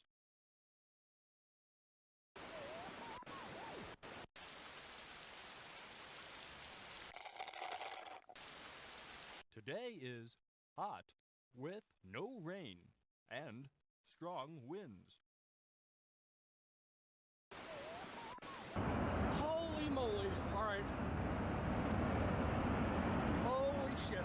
My favorites were Sorting Station, where you sort PNGs into the living trash bins that it belongs into. Animals with no shells. Animals with shells. Spiders. Butterflies. Great purple hairstreak butterfly. Way to go. Crab spider. Thank you. Poison arrow frog. Thank you. Taper. Excellent. You put them all away. Make a movie is what else? You make a movie with these stills. Touch me when you're ready. No thanks. But sadly, 5-year-old me did have to touch the strange rabbit man to see the movie I created. Action. Hiss. Hiss.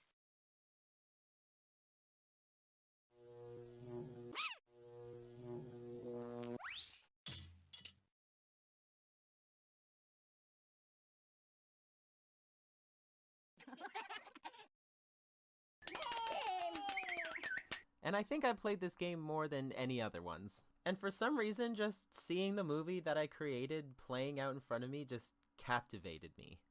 Oh, fuck. And yeah, that was the House series of games. A lot of memories with those ones. This next game I think has to be rare nowadays. I have no clue where I can actually find footage of this at all. Besides this one speedrun by Trundle the Great on YouTube.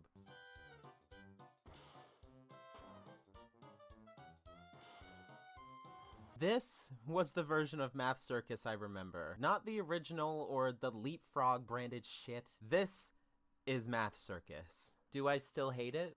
Yeah, I do, but I actually understand what's going on since I can actually read the instructions it's giving me. Use the correct angle to get the trapeze artist across this gap safely. Leave your house at the correct time to miss all the red lights on your way. Give a seal the correct color ball. And you get kidnapped by Wanda the Wicked Witch. Then it won't be Wanda who comes for her. It will be the Scarlet Witch. The dreadful dragons Desmond and Doris, and Harry the Hairy Horror. It moved way too fast for me when I was younger, and the only thing I liked and remembered about it while I was writing this script was the music.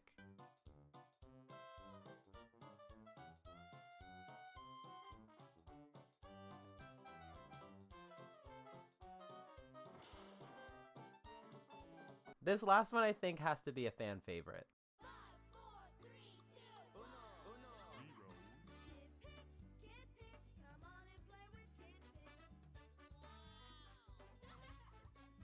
Kid Pix. Really bad name.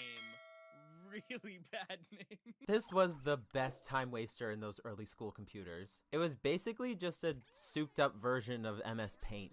A drawing game that has lots of pens, pencils, stickers, shapes, and various sponges. And when you wanted to start all over, you literally blew everything up. When I was 5 years old, it looked sort of high-tech in a way.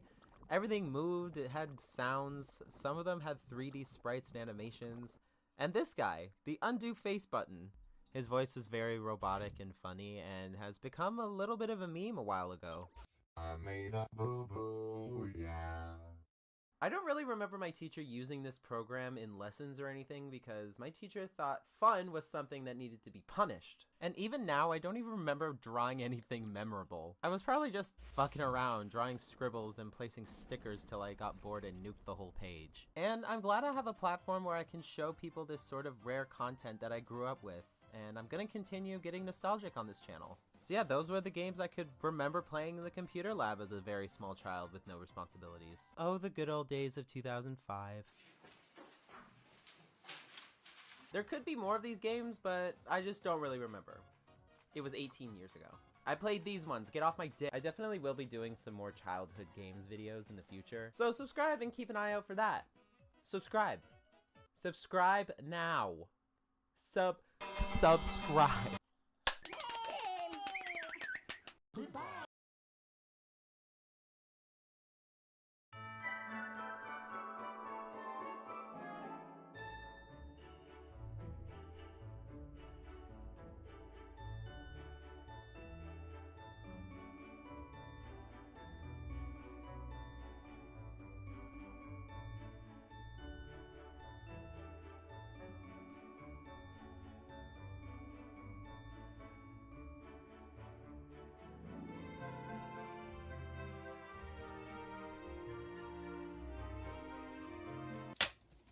Dear Santa, I would really like a copy of Pokemon Violet, please. Thank you so much. From Alex. My parents are both liars. I got gifts, but one subscriber. Wait, what the hell is that? What the fuck is this? Dear Alex, after sending me 10 letters asking for the same thing, you're getting nothing besides that. Never write here again, you 22-year-old man-child. Love, Santa. P.S. Stop drinking Monsters.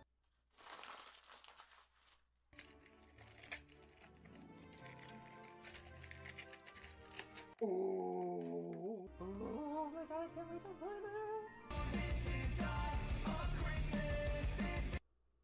Okay, what the fuck? So Pokemon Gen 9 is out, but at what cost? I actually went to the midnight release for this game, and I met a couple cool people, including this Twitch streamer named Tay.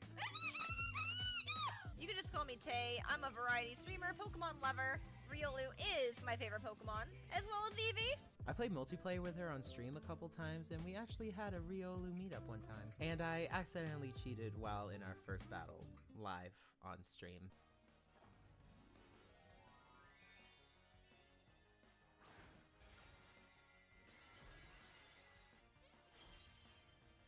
All right, how do I do the, what do you call it?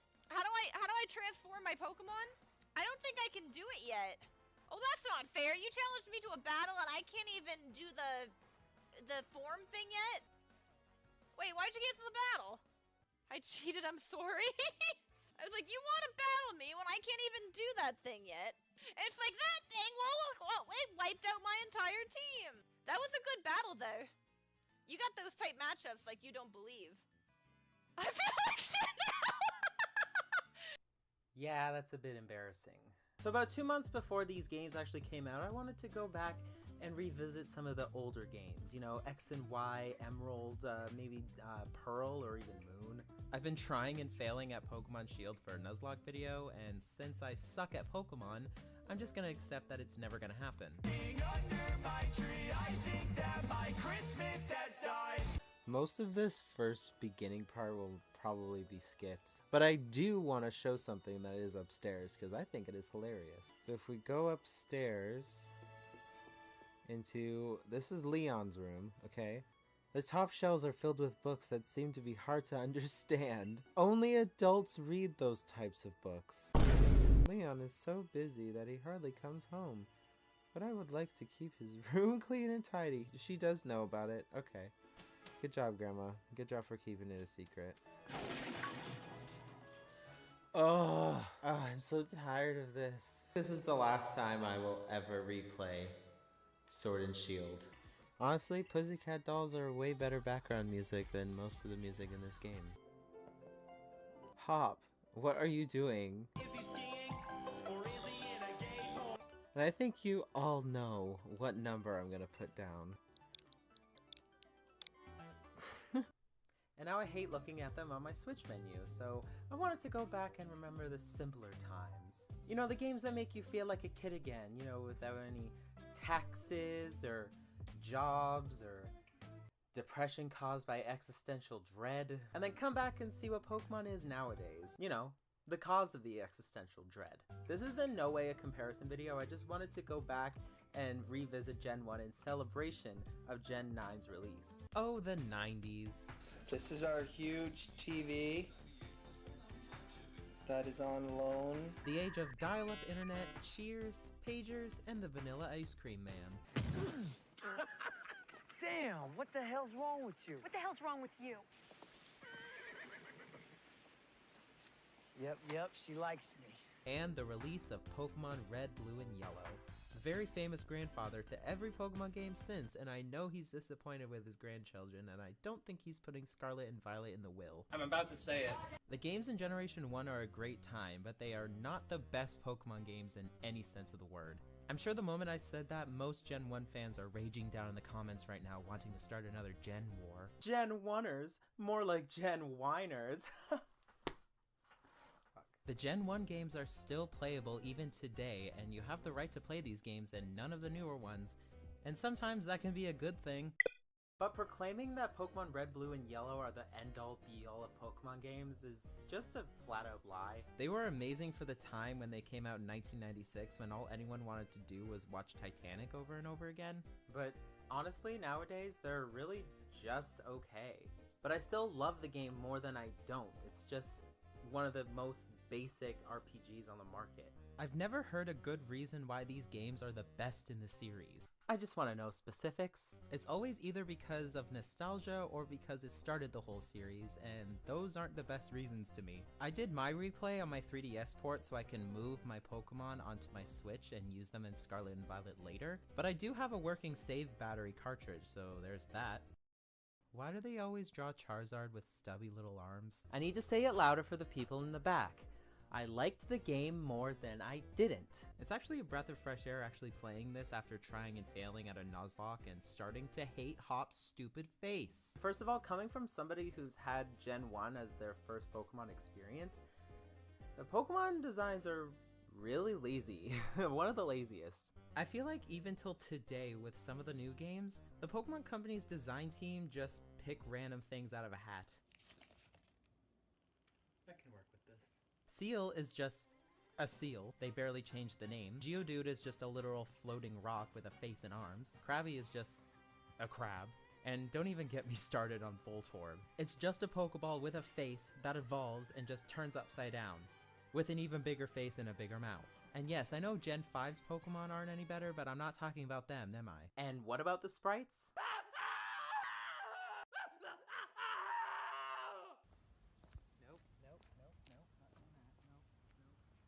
Also, Team Rocket. They are a very iconic evil team in the series, and Giovanni as a last gym leader is a very great plot twist. But the rest of Team Rocket in this game are really just there. Team Rocket in Gen 2 are literally abusing Slowpoke, And yeah, Gen 1 they killed one Pokemon, but in Gen 2 a whole generation of Slowpoke had their tails cut off for profit. The evil teams in all Pokemon games are just there to extend the game as a sort of subplot on top of you collecting 8 gym badges. I'd rather just a Pokemon game with just the gym badges and nothing else after that. I'd really like that, thank you. Team Skull, Team Flare, Team Cypher. I hate all of them, and nobody plays the Pokemon games for the story anyway. I hate having to beat Team Rocket every time I have to do something important, like the fossils in Mount Moon or just the whole thing with Lavender Town and Cubone's dead mother. I know that's the story and all, and you need some conflict in the games to make it more exciting while you train your Pokemon up to defeat the 8 gyms that you're only there to do, but taking hours of my time on teleport pads that if you grew up in the 90s, didn't have internet to Google a tutorial of how to get out of the dead ends. But will I play the game again? Of course I will. It's Pokemon. I even replayed it on a road trip down to Florida a couple years ago. Oh, and Yellow is just the same game, but with Pikachu as your starter. So it's more directed towards anime fans since it came out a year after it premiered, and it has Jesse and James in it. That's cool. Sure, you can get the other starters later, but I like having a Squirtle to beat Brock's ass as fast as I can. So making Pikachu a 4th starter makes it the worst out of the 3. And if you're wondering why I didn't really go into depth in why I liked the game more than I didn't, my answer to that is, what can I really say? The rivalry with Blue is nice since most of the newer games' rivals feel like they're just trying to kiss my ass with how nice they've been. Like, give me a reason to want to battle and kick the hell out of them. Blue is literally the rival people name Asshat because they hate him so much. We need more of that. Please give me a new Blue, Silver, or Paul, at least. Don't give me a friend. Give me a personal nemesis to destroy. Besides that, there's really nothing special about them. Just the regular bare bones rock, paper, scissors battling and catching system that's been used for 26 years in every Pokemon game after that. What I did like about the first few evil teams is that they were actually scary and sort of rip-offs of the actual Mafia. Now the evil teams are just skipping classes and ripping up their homework. Oh, Scarlet and Violet. They're definitely games.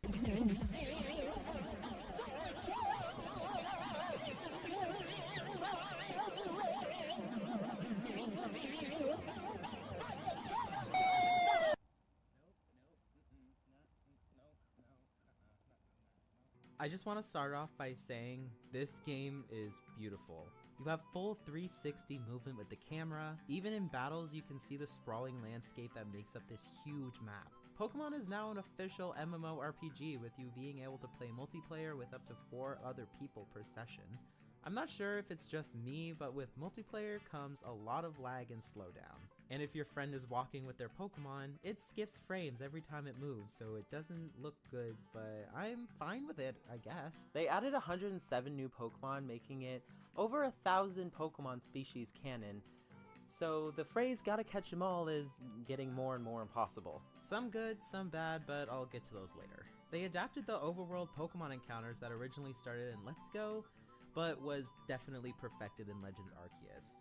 But I think they forgot to add the whole crouching behind something for stealth and throwing a Pokeball to catch the Pokemon without even going into a battle.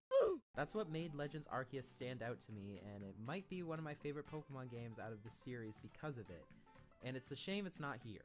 And the character customization is just kinda disappointing. Granted, there's way more options than ever before with the male characters finally allowing for more feminine options like makeup, eyeliner, and longer hair. I can finally make Pokemon's ultimate femme lad. My character's name is Max, and he's gonna be the head of the GSA at the Yuva Academy one day. Only 4 outfits? Off? Yeah, you have the choice of 4 total school uniforms of your game's main fruit. You're stuck with either orange or purple. There's no choice besides what season you're currently living in. Yeah, I just love living in Canada. Oh, and this.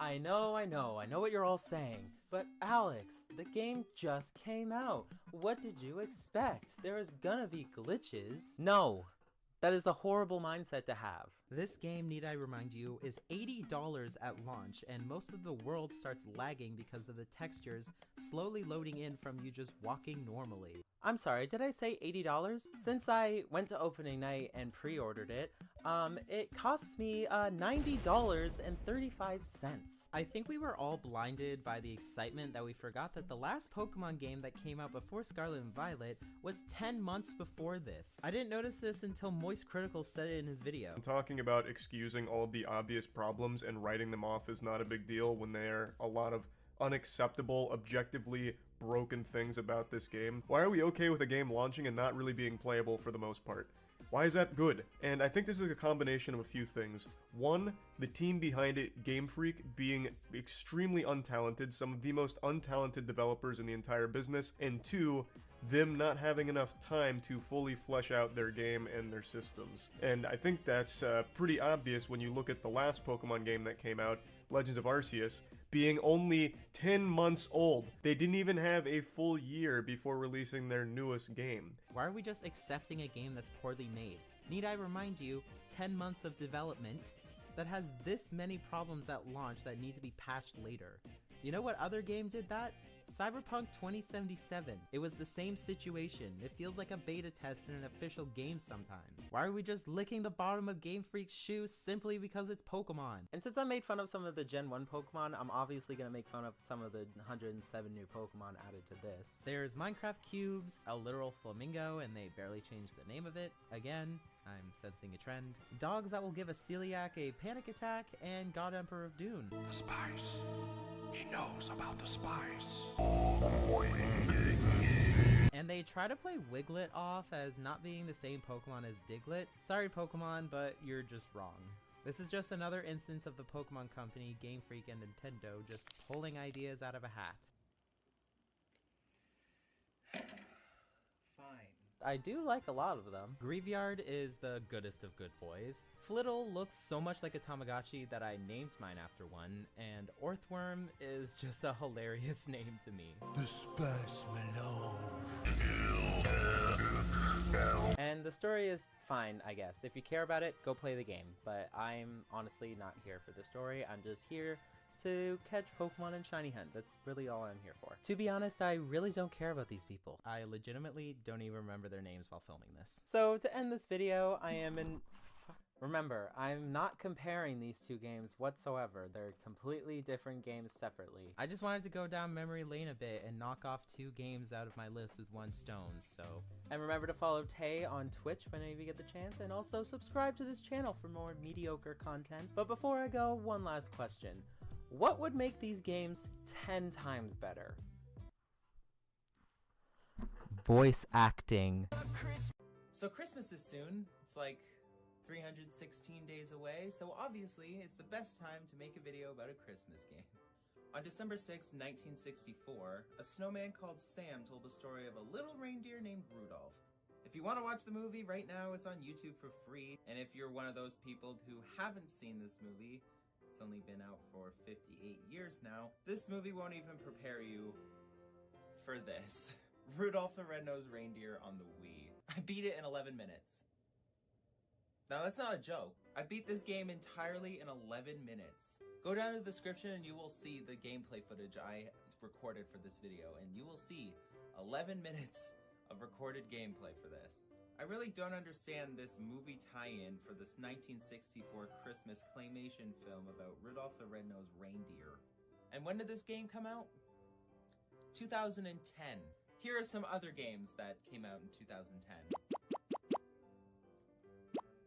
Alongside this movie was out for 46 years before this came out, and is it good?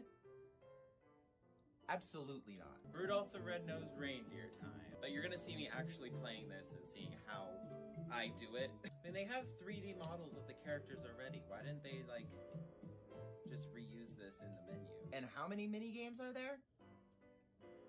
4. 4 mini games. And again, 11 minutes long. Holiday Helper is up first, and Sam the Snowman, who's voiced by someone who's never seen the movie before. Santa needs your help decorating his tree and filling his bag of... I call it Christmas Town, better known as the North Pole. Despite how short it is, this game feels like it's going on forever. You have to hit ornaments and lights onto the tree, and hit misfit toys into the sack. The game controls are fine. You move left and right with motion controls and press 2 to jump. But hitting the objects is the problem here. If you hit it in just the right spot, the thing you're hitting isn't even hit, or it goes the completely wrong way. Oh my god. I've played this so I kind of know the controls, but it's... I still hate it. I still hate it so much. I have to Mario Kart him around. Oh my god. But I have to say, for a 2010 shovelware game about Rudolph the Red-Nosed Reindeer, the models aren't that bad. Pretty good, in fact. But why did they have to use them in a Rudolph the Red-Nosed Reindeer game? It could have just as well been a generic Christmas game. Next up, Toy Maker. You throw paint at toys that go by on conveyor belts. It's auto lock on, so you'll get points no matter how you swing the controller. Okay, so now you use the regular Wii remote like this. So since the red light is light up, it's auto lock on. It's absolutely... This game has no point to it, besides just me moving my hand around. Cookie cooking is next. Cookie cooking. Cookie cooking. There are so many movements with this controller, my arms hurt. What's next? You alternate between doing this, and then doing this, and then doing this. And the last game is Saving Christmas. You pick between a male and female elf to play as, and this game is just throwing toys at houses. It doesn't matter if you get it on the roof of the house or in the chimney. And even if you miss, there's no discipline. And after delivering all the toys to the 5 houses in the entire world, you win and you're booted back to the title screen. Santa and the elves are already planning for next year. I know. I saved Christmas, no need to thank me. They will go down in history.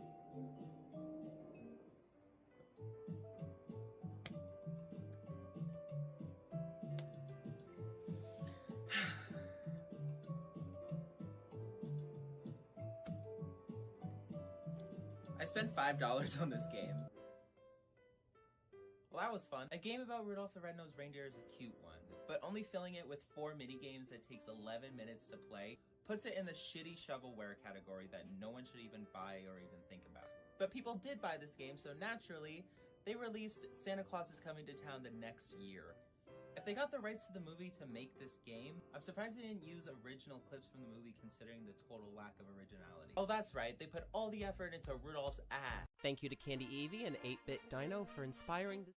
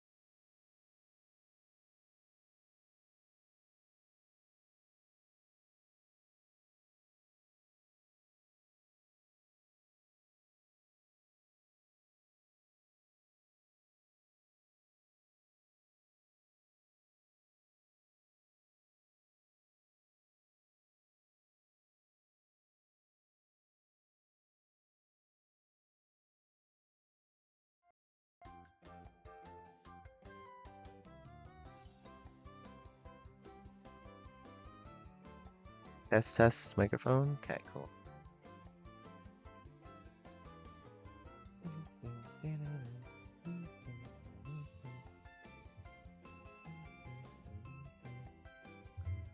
No.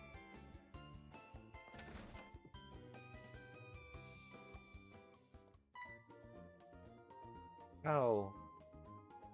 Pokemon contests. What I always wanted to do.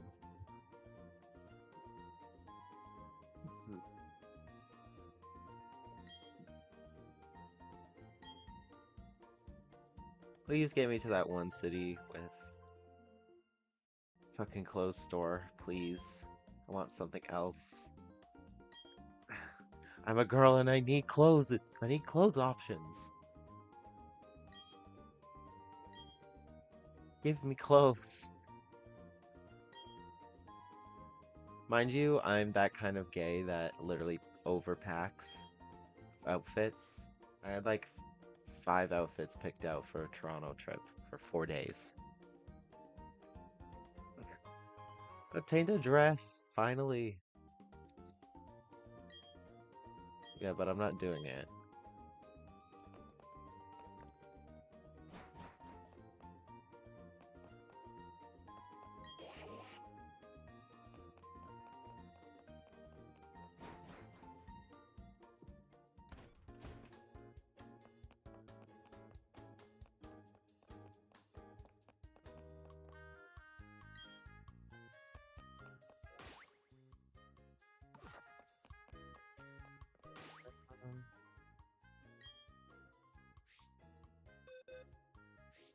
Oh yeah, that's Rolf's, right?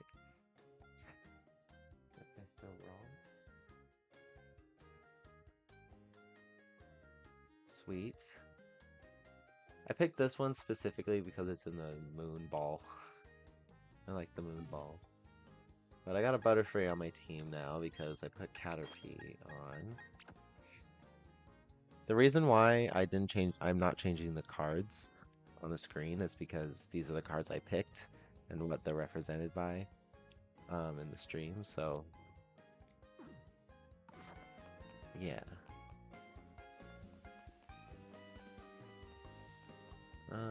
What's in here? Fan club. How do I get the good rod? And it's somewhere.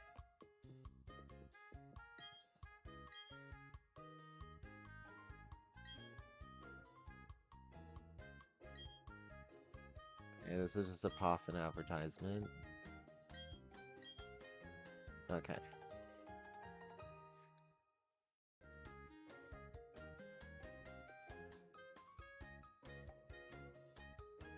Cool. Do you give? Nothing.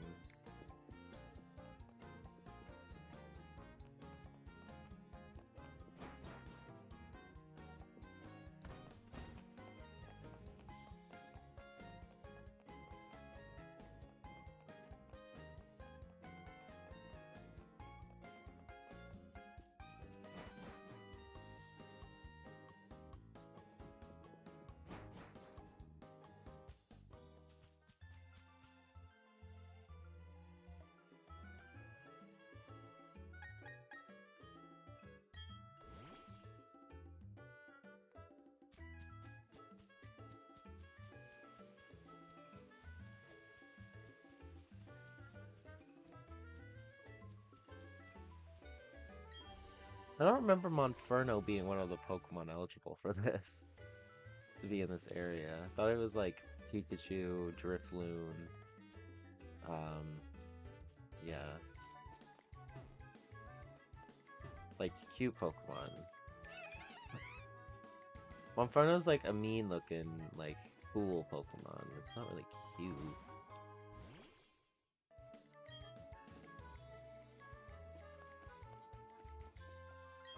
Oh. Thank you. Oh, I can't do that right now.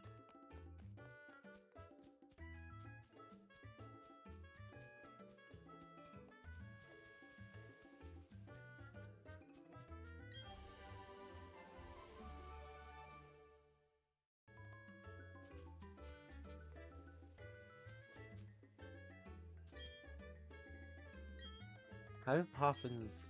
How are poffins made in this game? Raspberry and a blackberry. Oh, and... Yeah, orangeberry. Yes.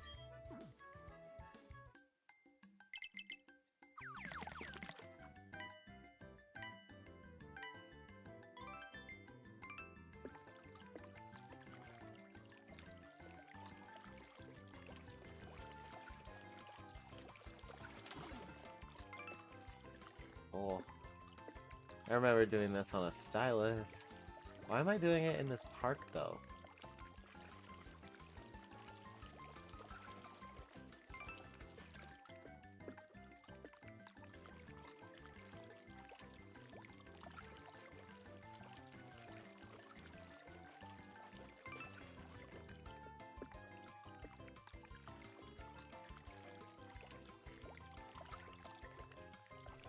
Whoa.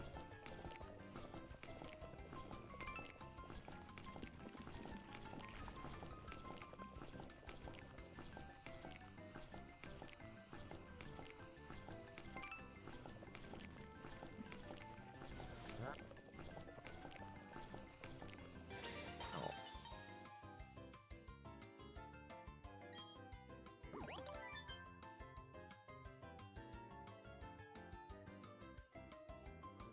Dry sweet poffins? No.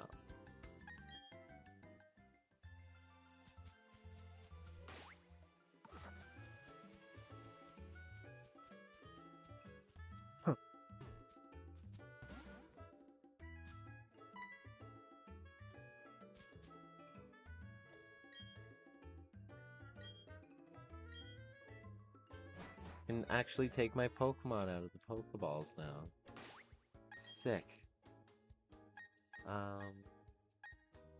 about my doggo here? Oh, wait. What? No.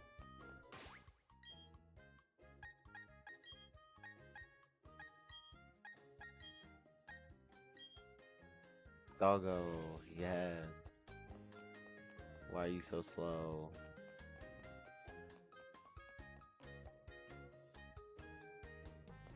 Why are you so slow?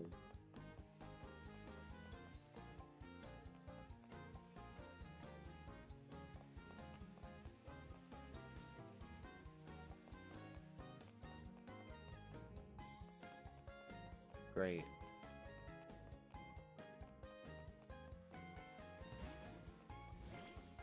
Oh.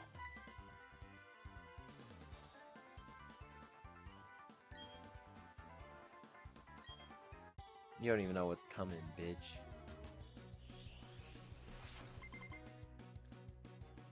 Bitch, Elmer.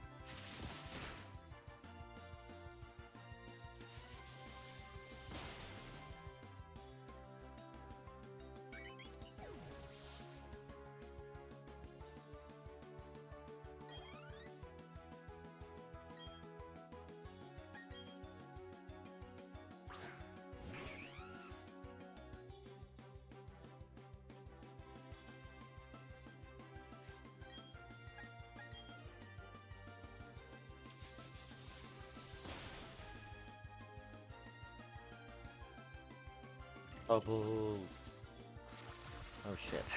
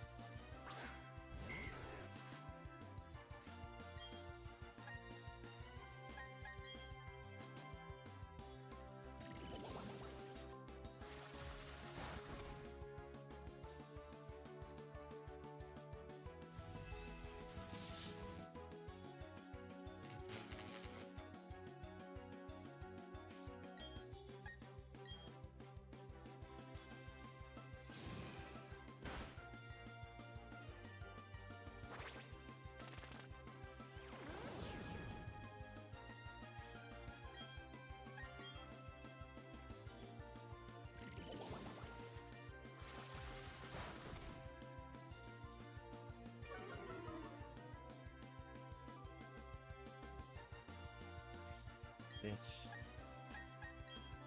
I'm rapping you. Because you're annoying me.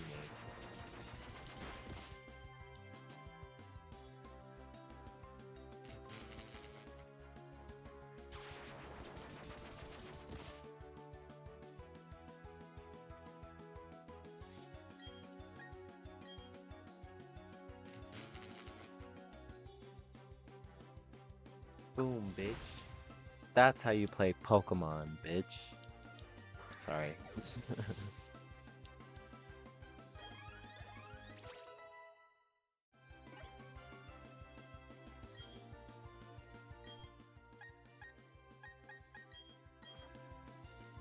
Paralyze him if it's not cooperating.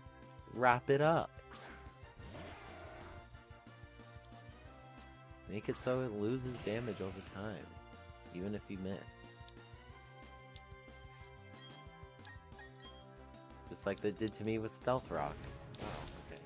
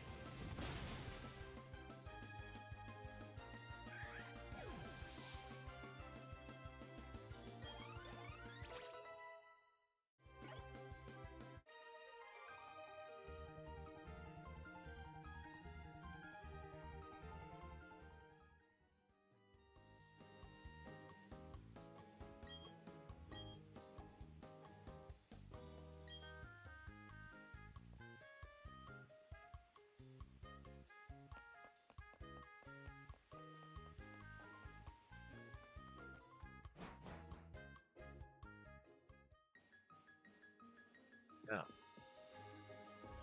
What the fuck?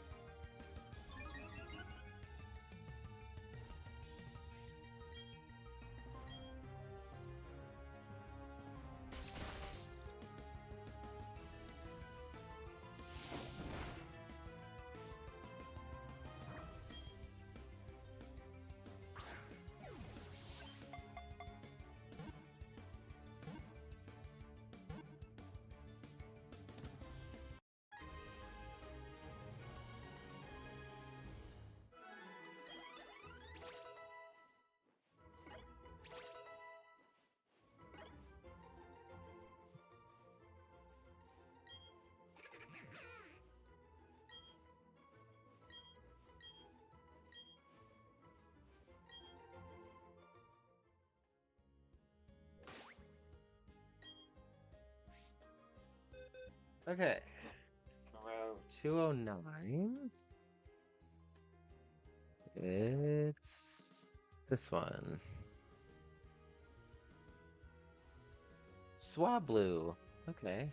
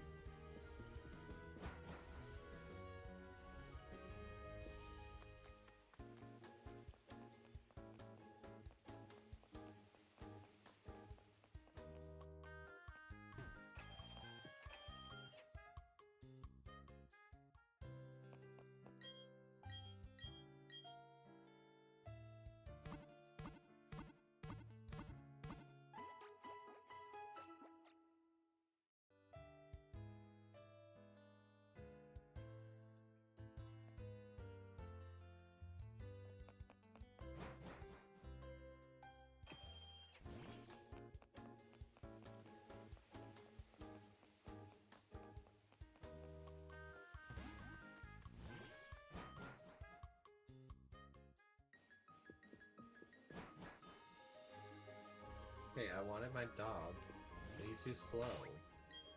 My electrified dog is too slow. Let's see how Jatini works. Barely floats.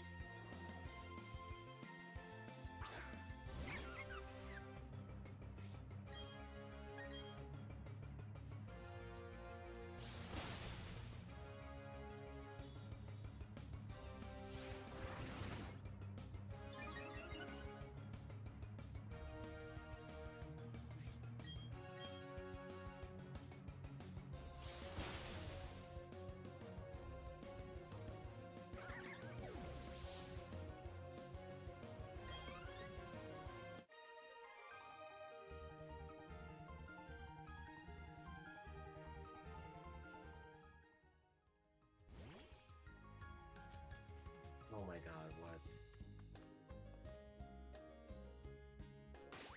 Okay.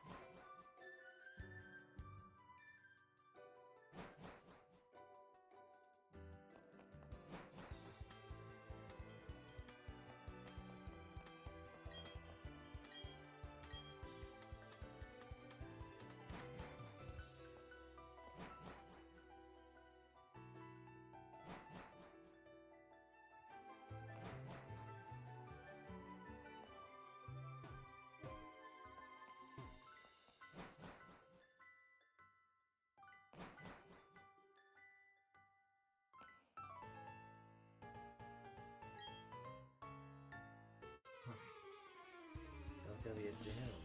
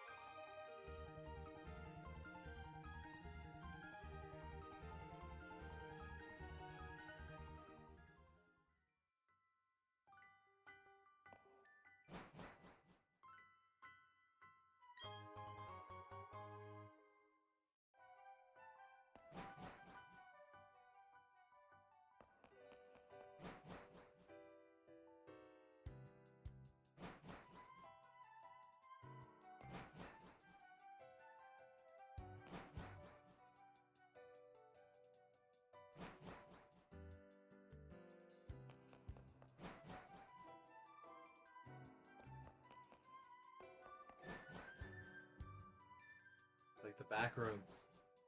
Jeez.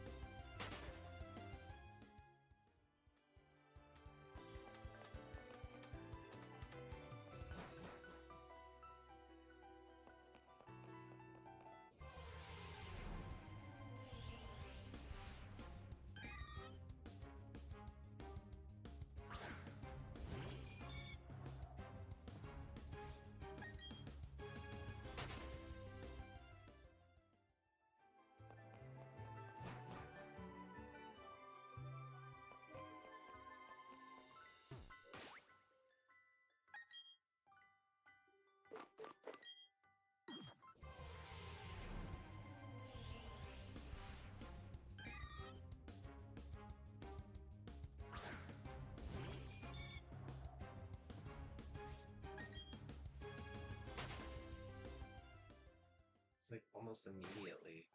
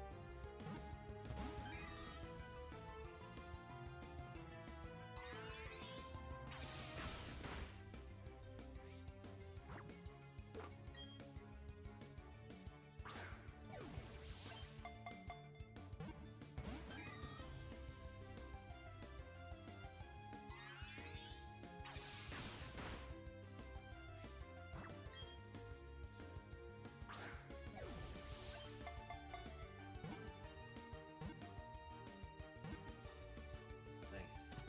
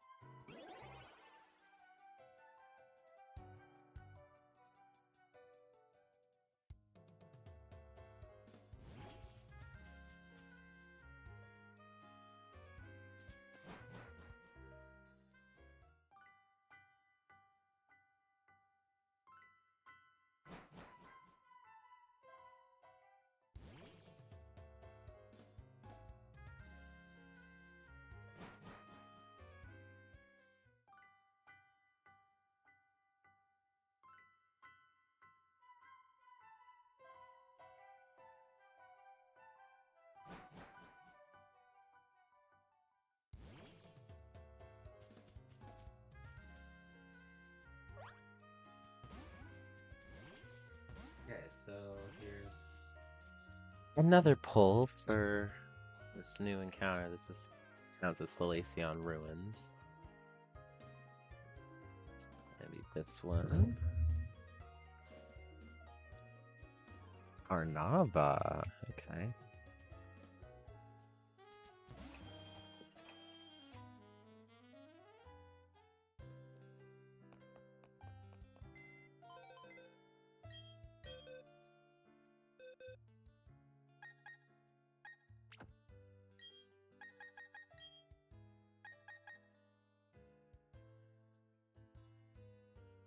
I don't have a Carnava, I guess.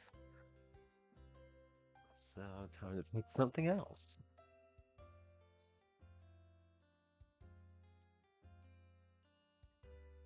This one.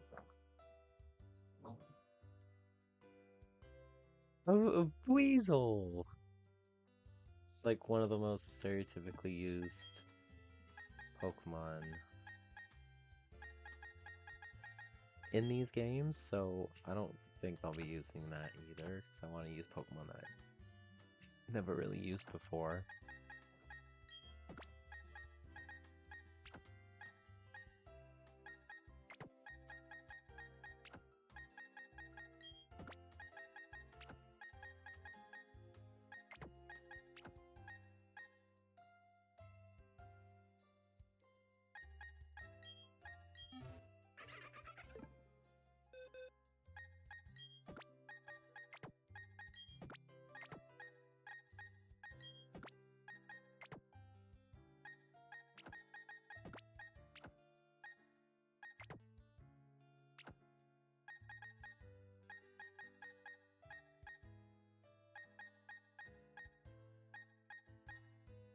Didn't I catch up Weasel? Like a while ago? Yeah. This is my Weasel. Duh.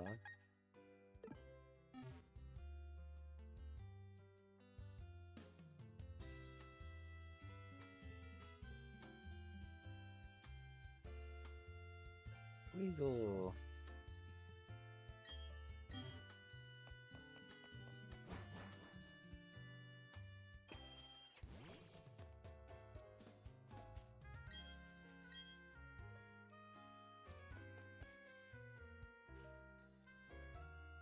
Okay.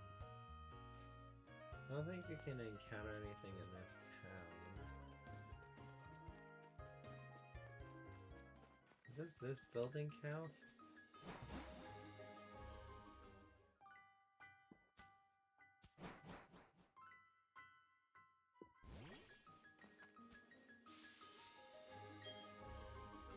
This tower?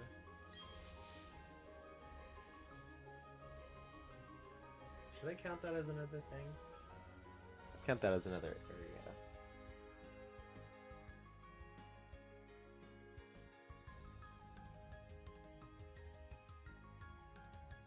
A lost tower.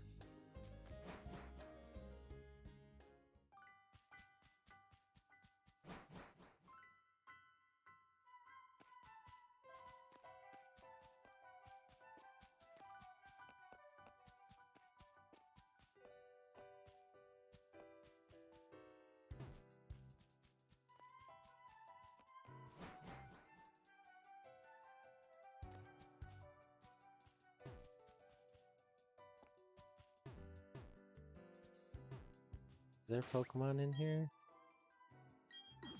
Yes, easy. I realize how easy that was.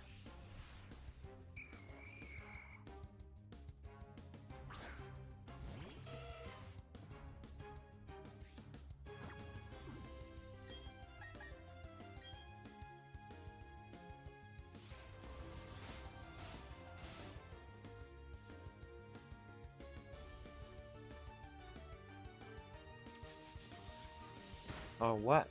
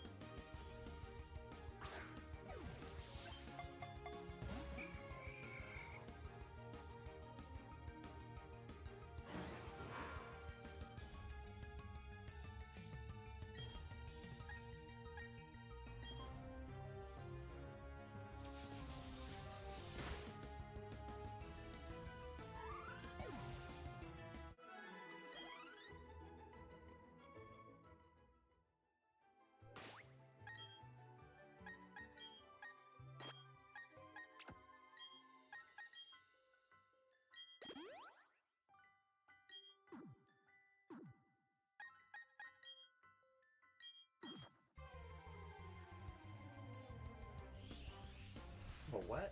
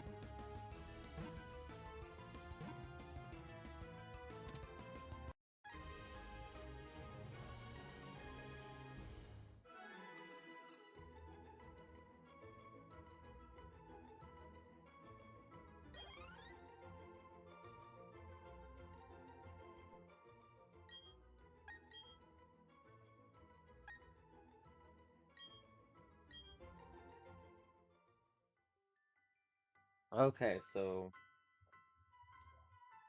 pick from the Lost Tower. This one. Ooh, Magnemite. I don't know if you guys can see that. Probably not, but yeah, a little bit.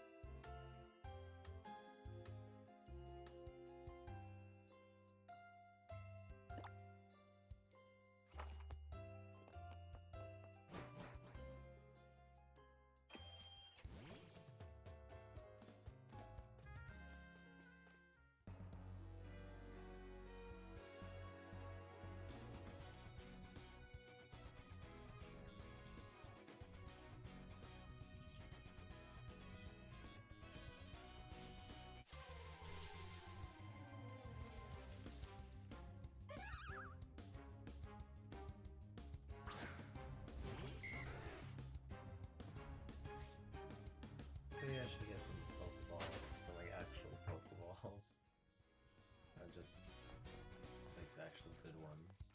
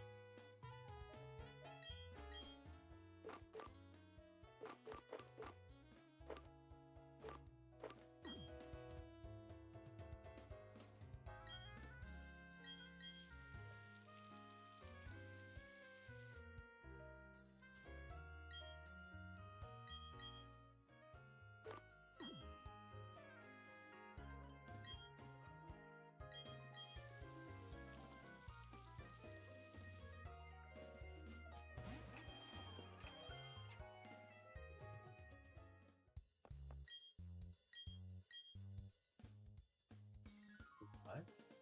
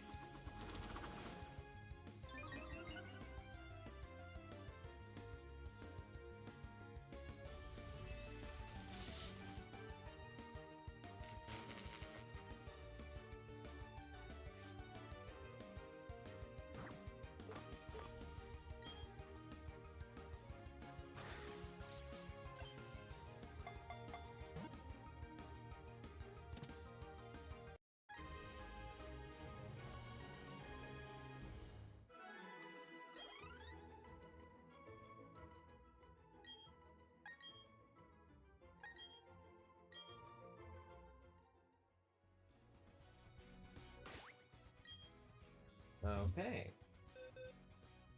For Route 210 is this one. Eevee! Okay. I'll take an Eevee.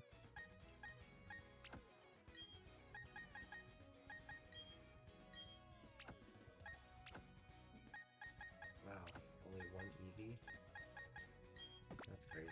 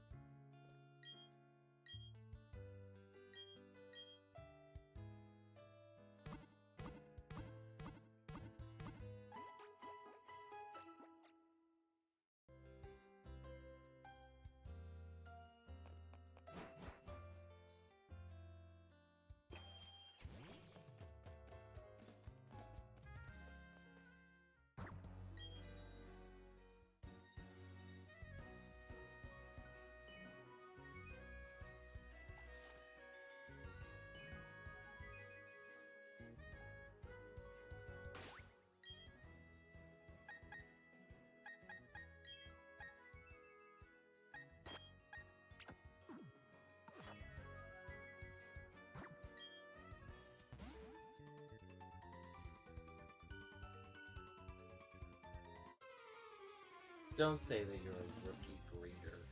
Don't say that.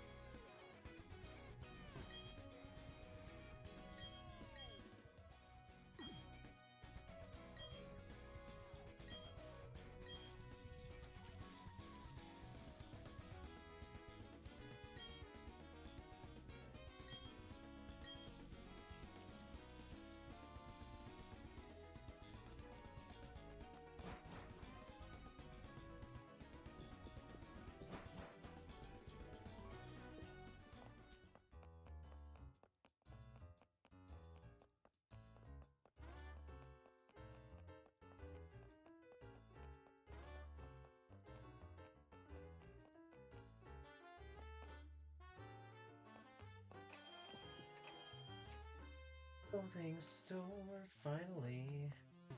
Oh my goodness.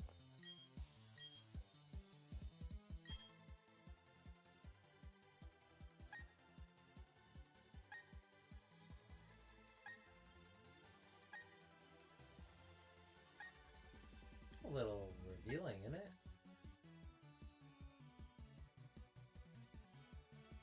Okay, she's wearing shorts, that's fine.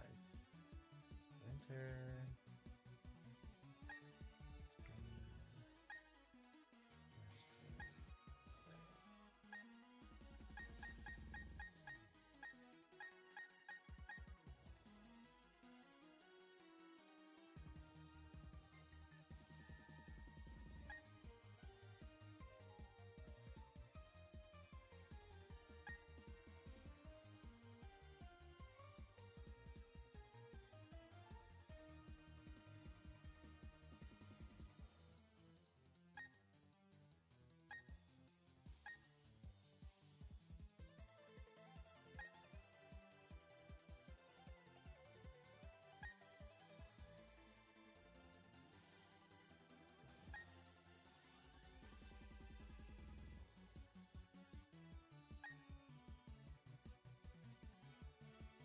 Ooh, it's a little fetishy.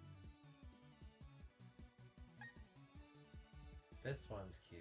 I like this one. She looks like a cute VTuber. I don't know about that.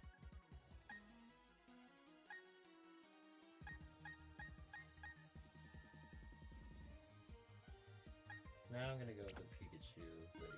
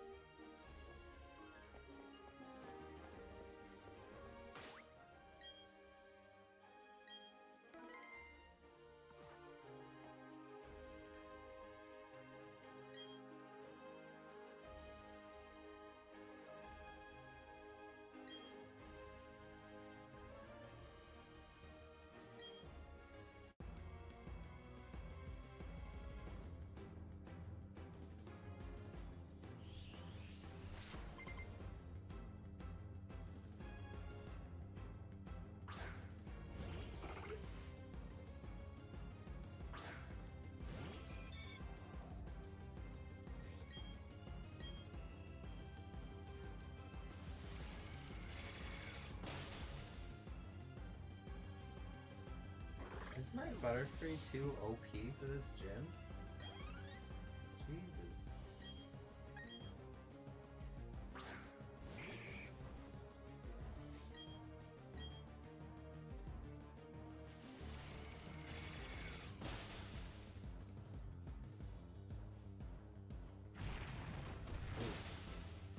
Never mind.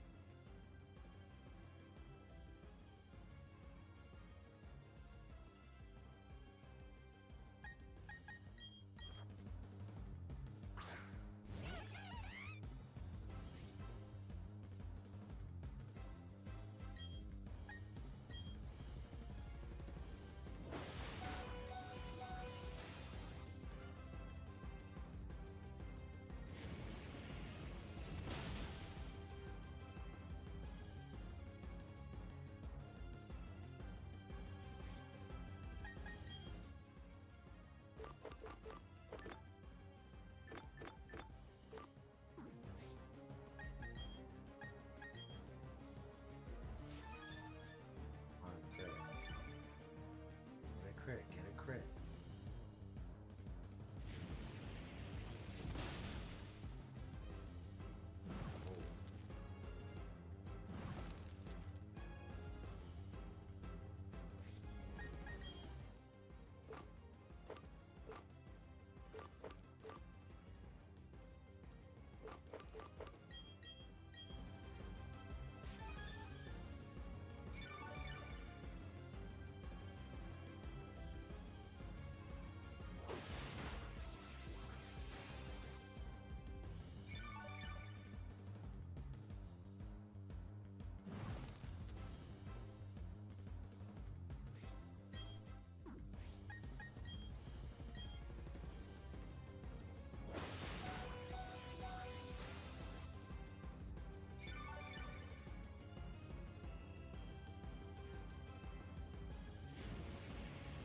Oh.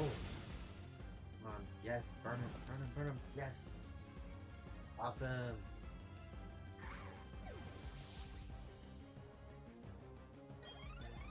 Nice.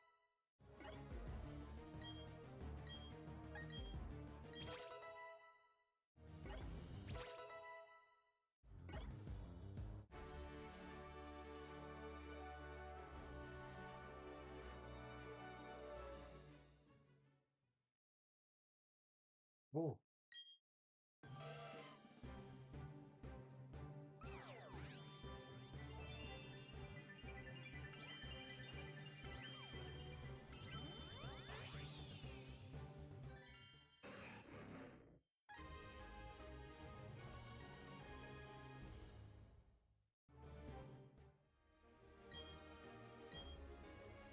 That'll be good for the next gym. It's Crusher Wakes gym, I think.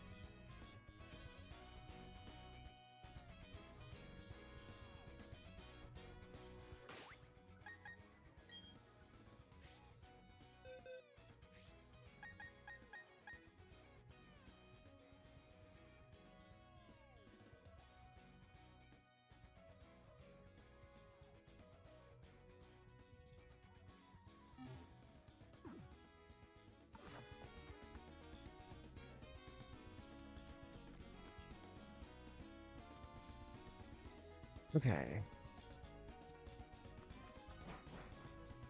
I think I need to hop off the stream now and head to bed.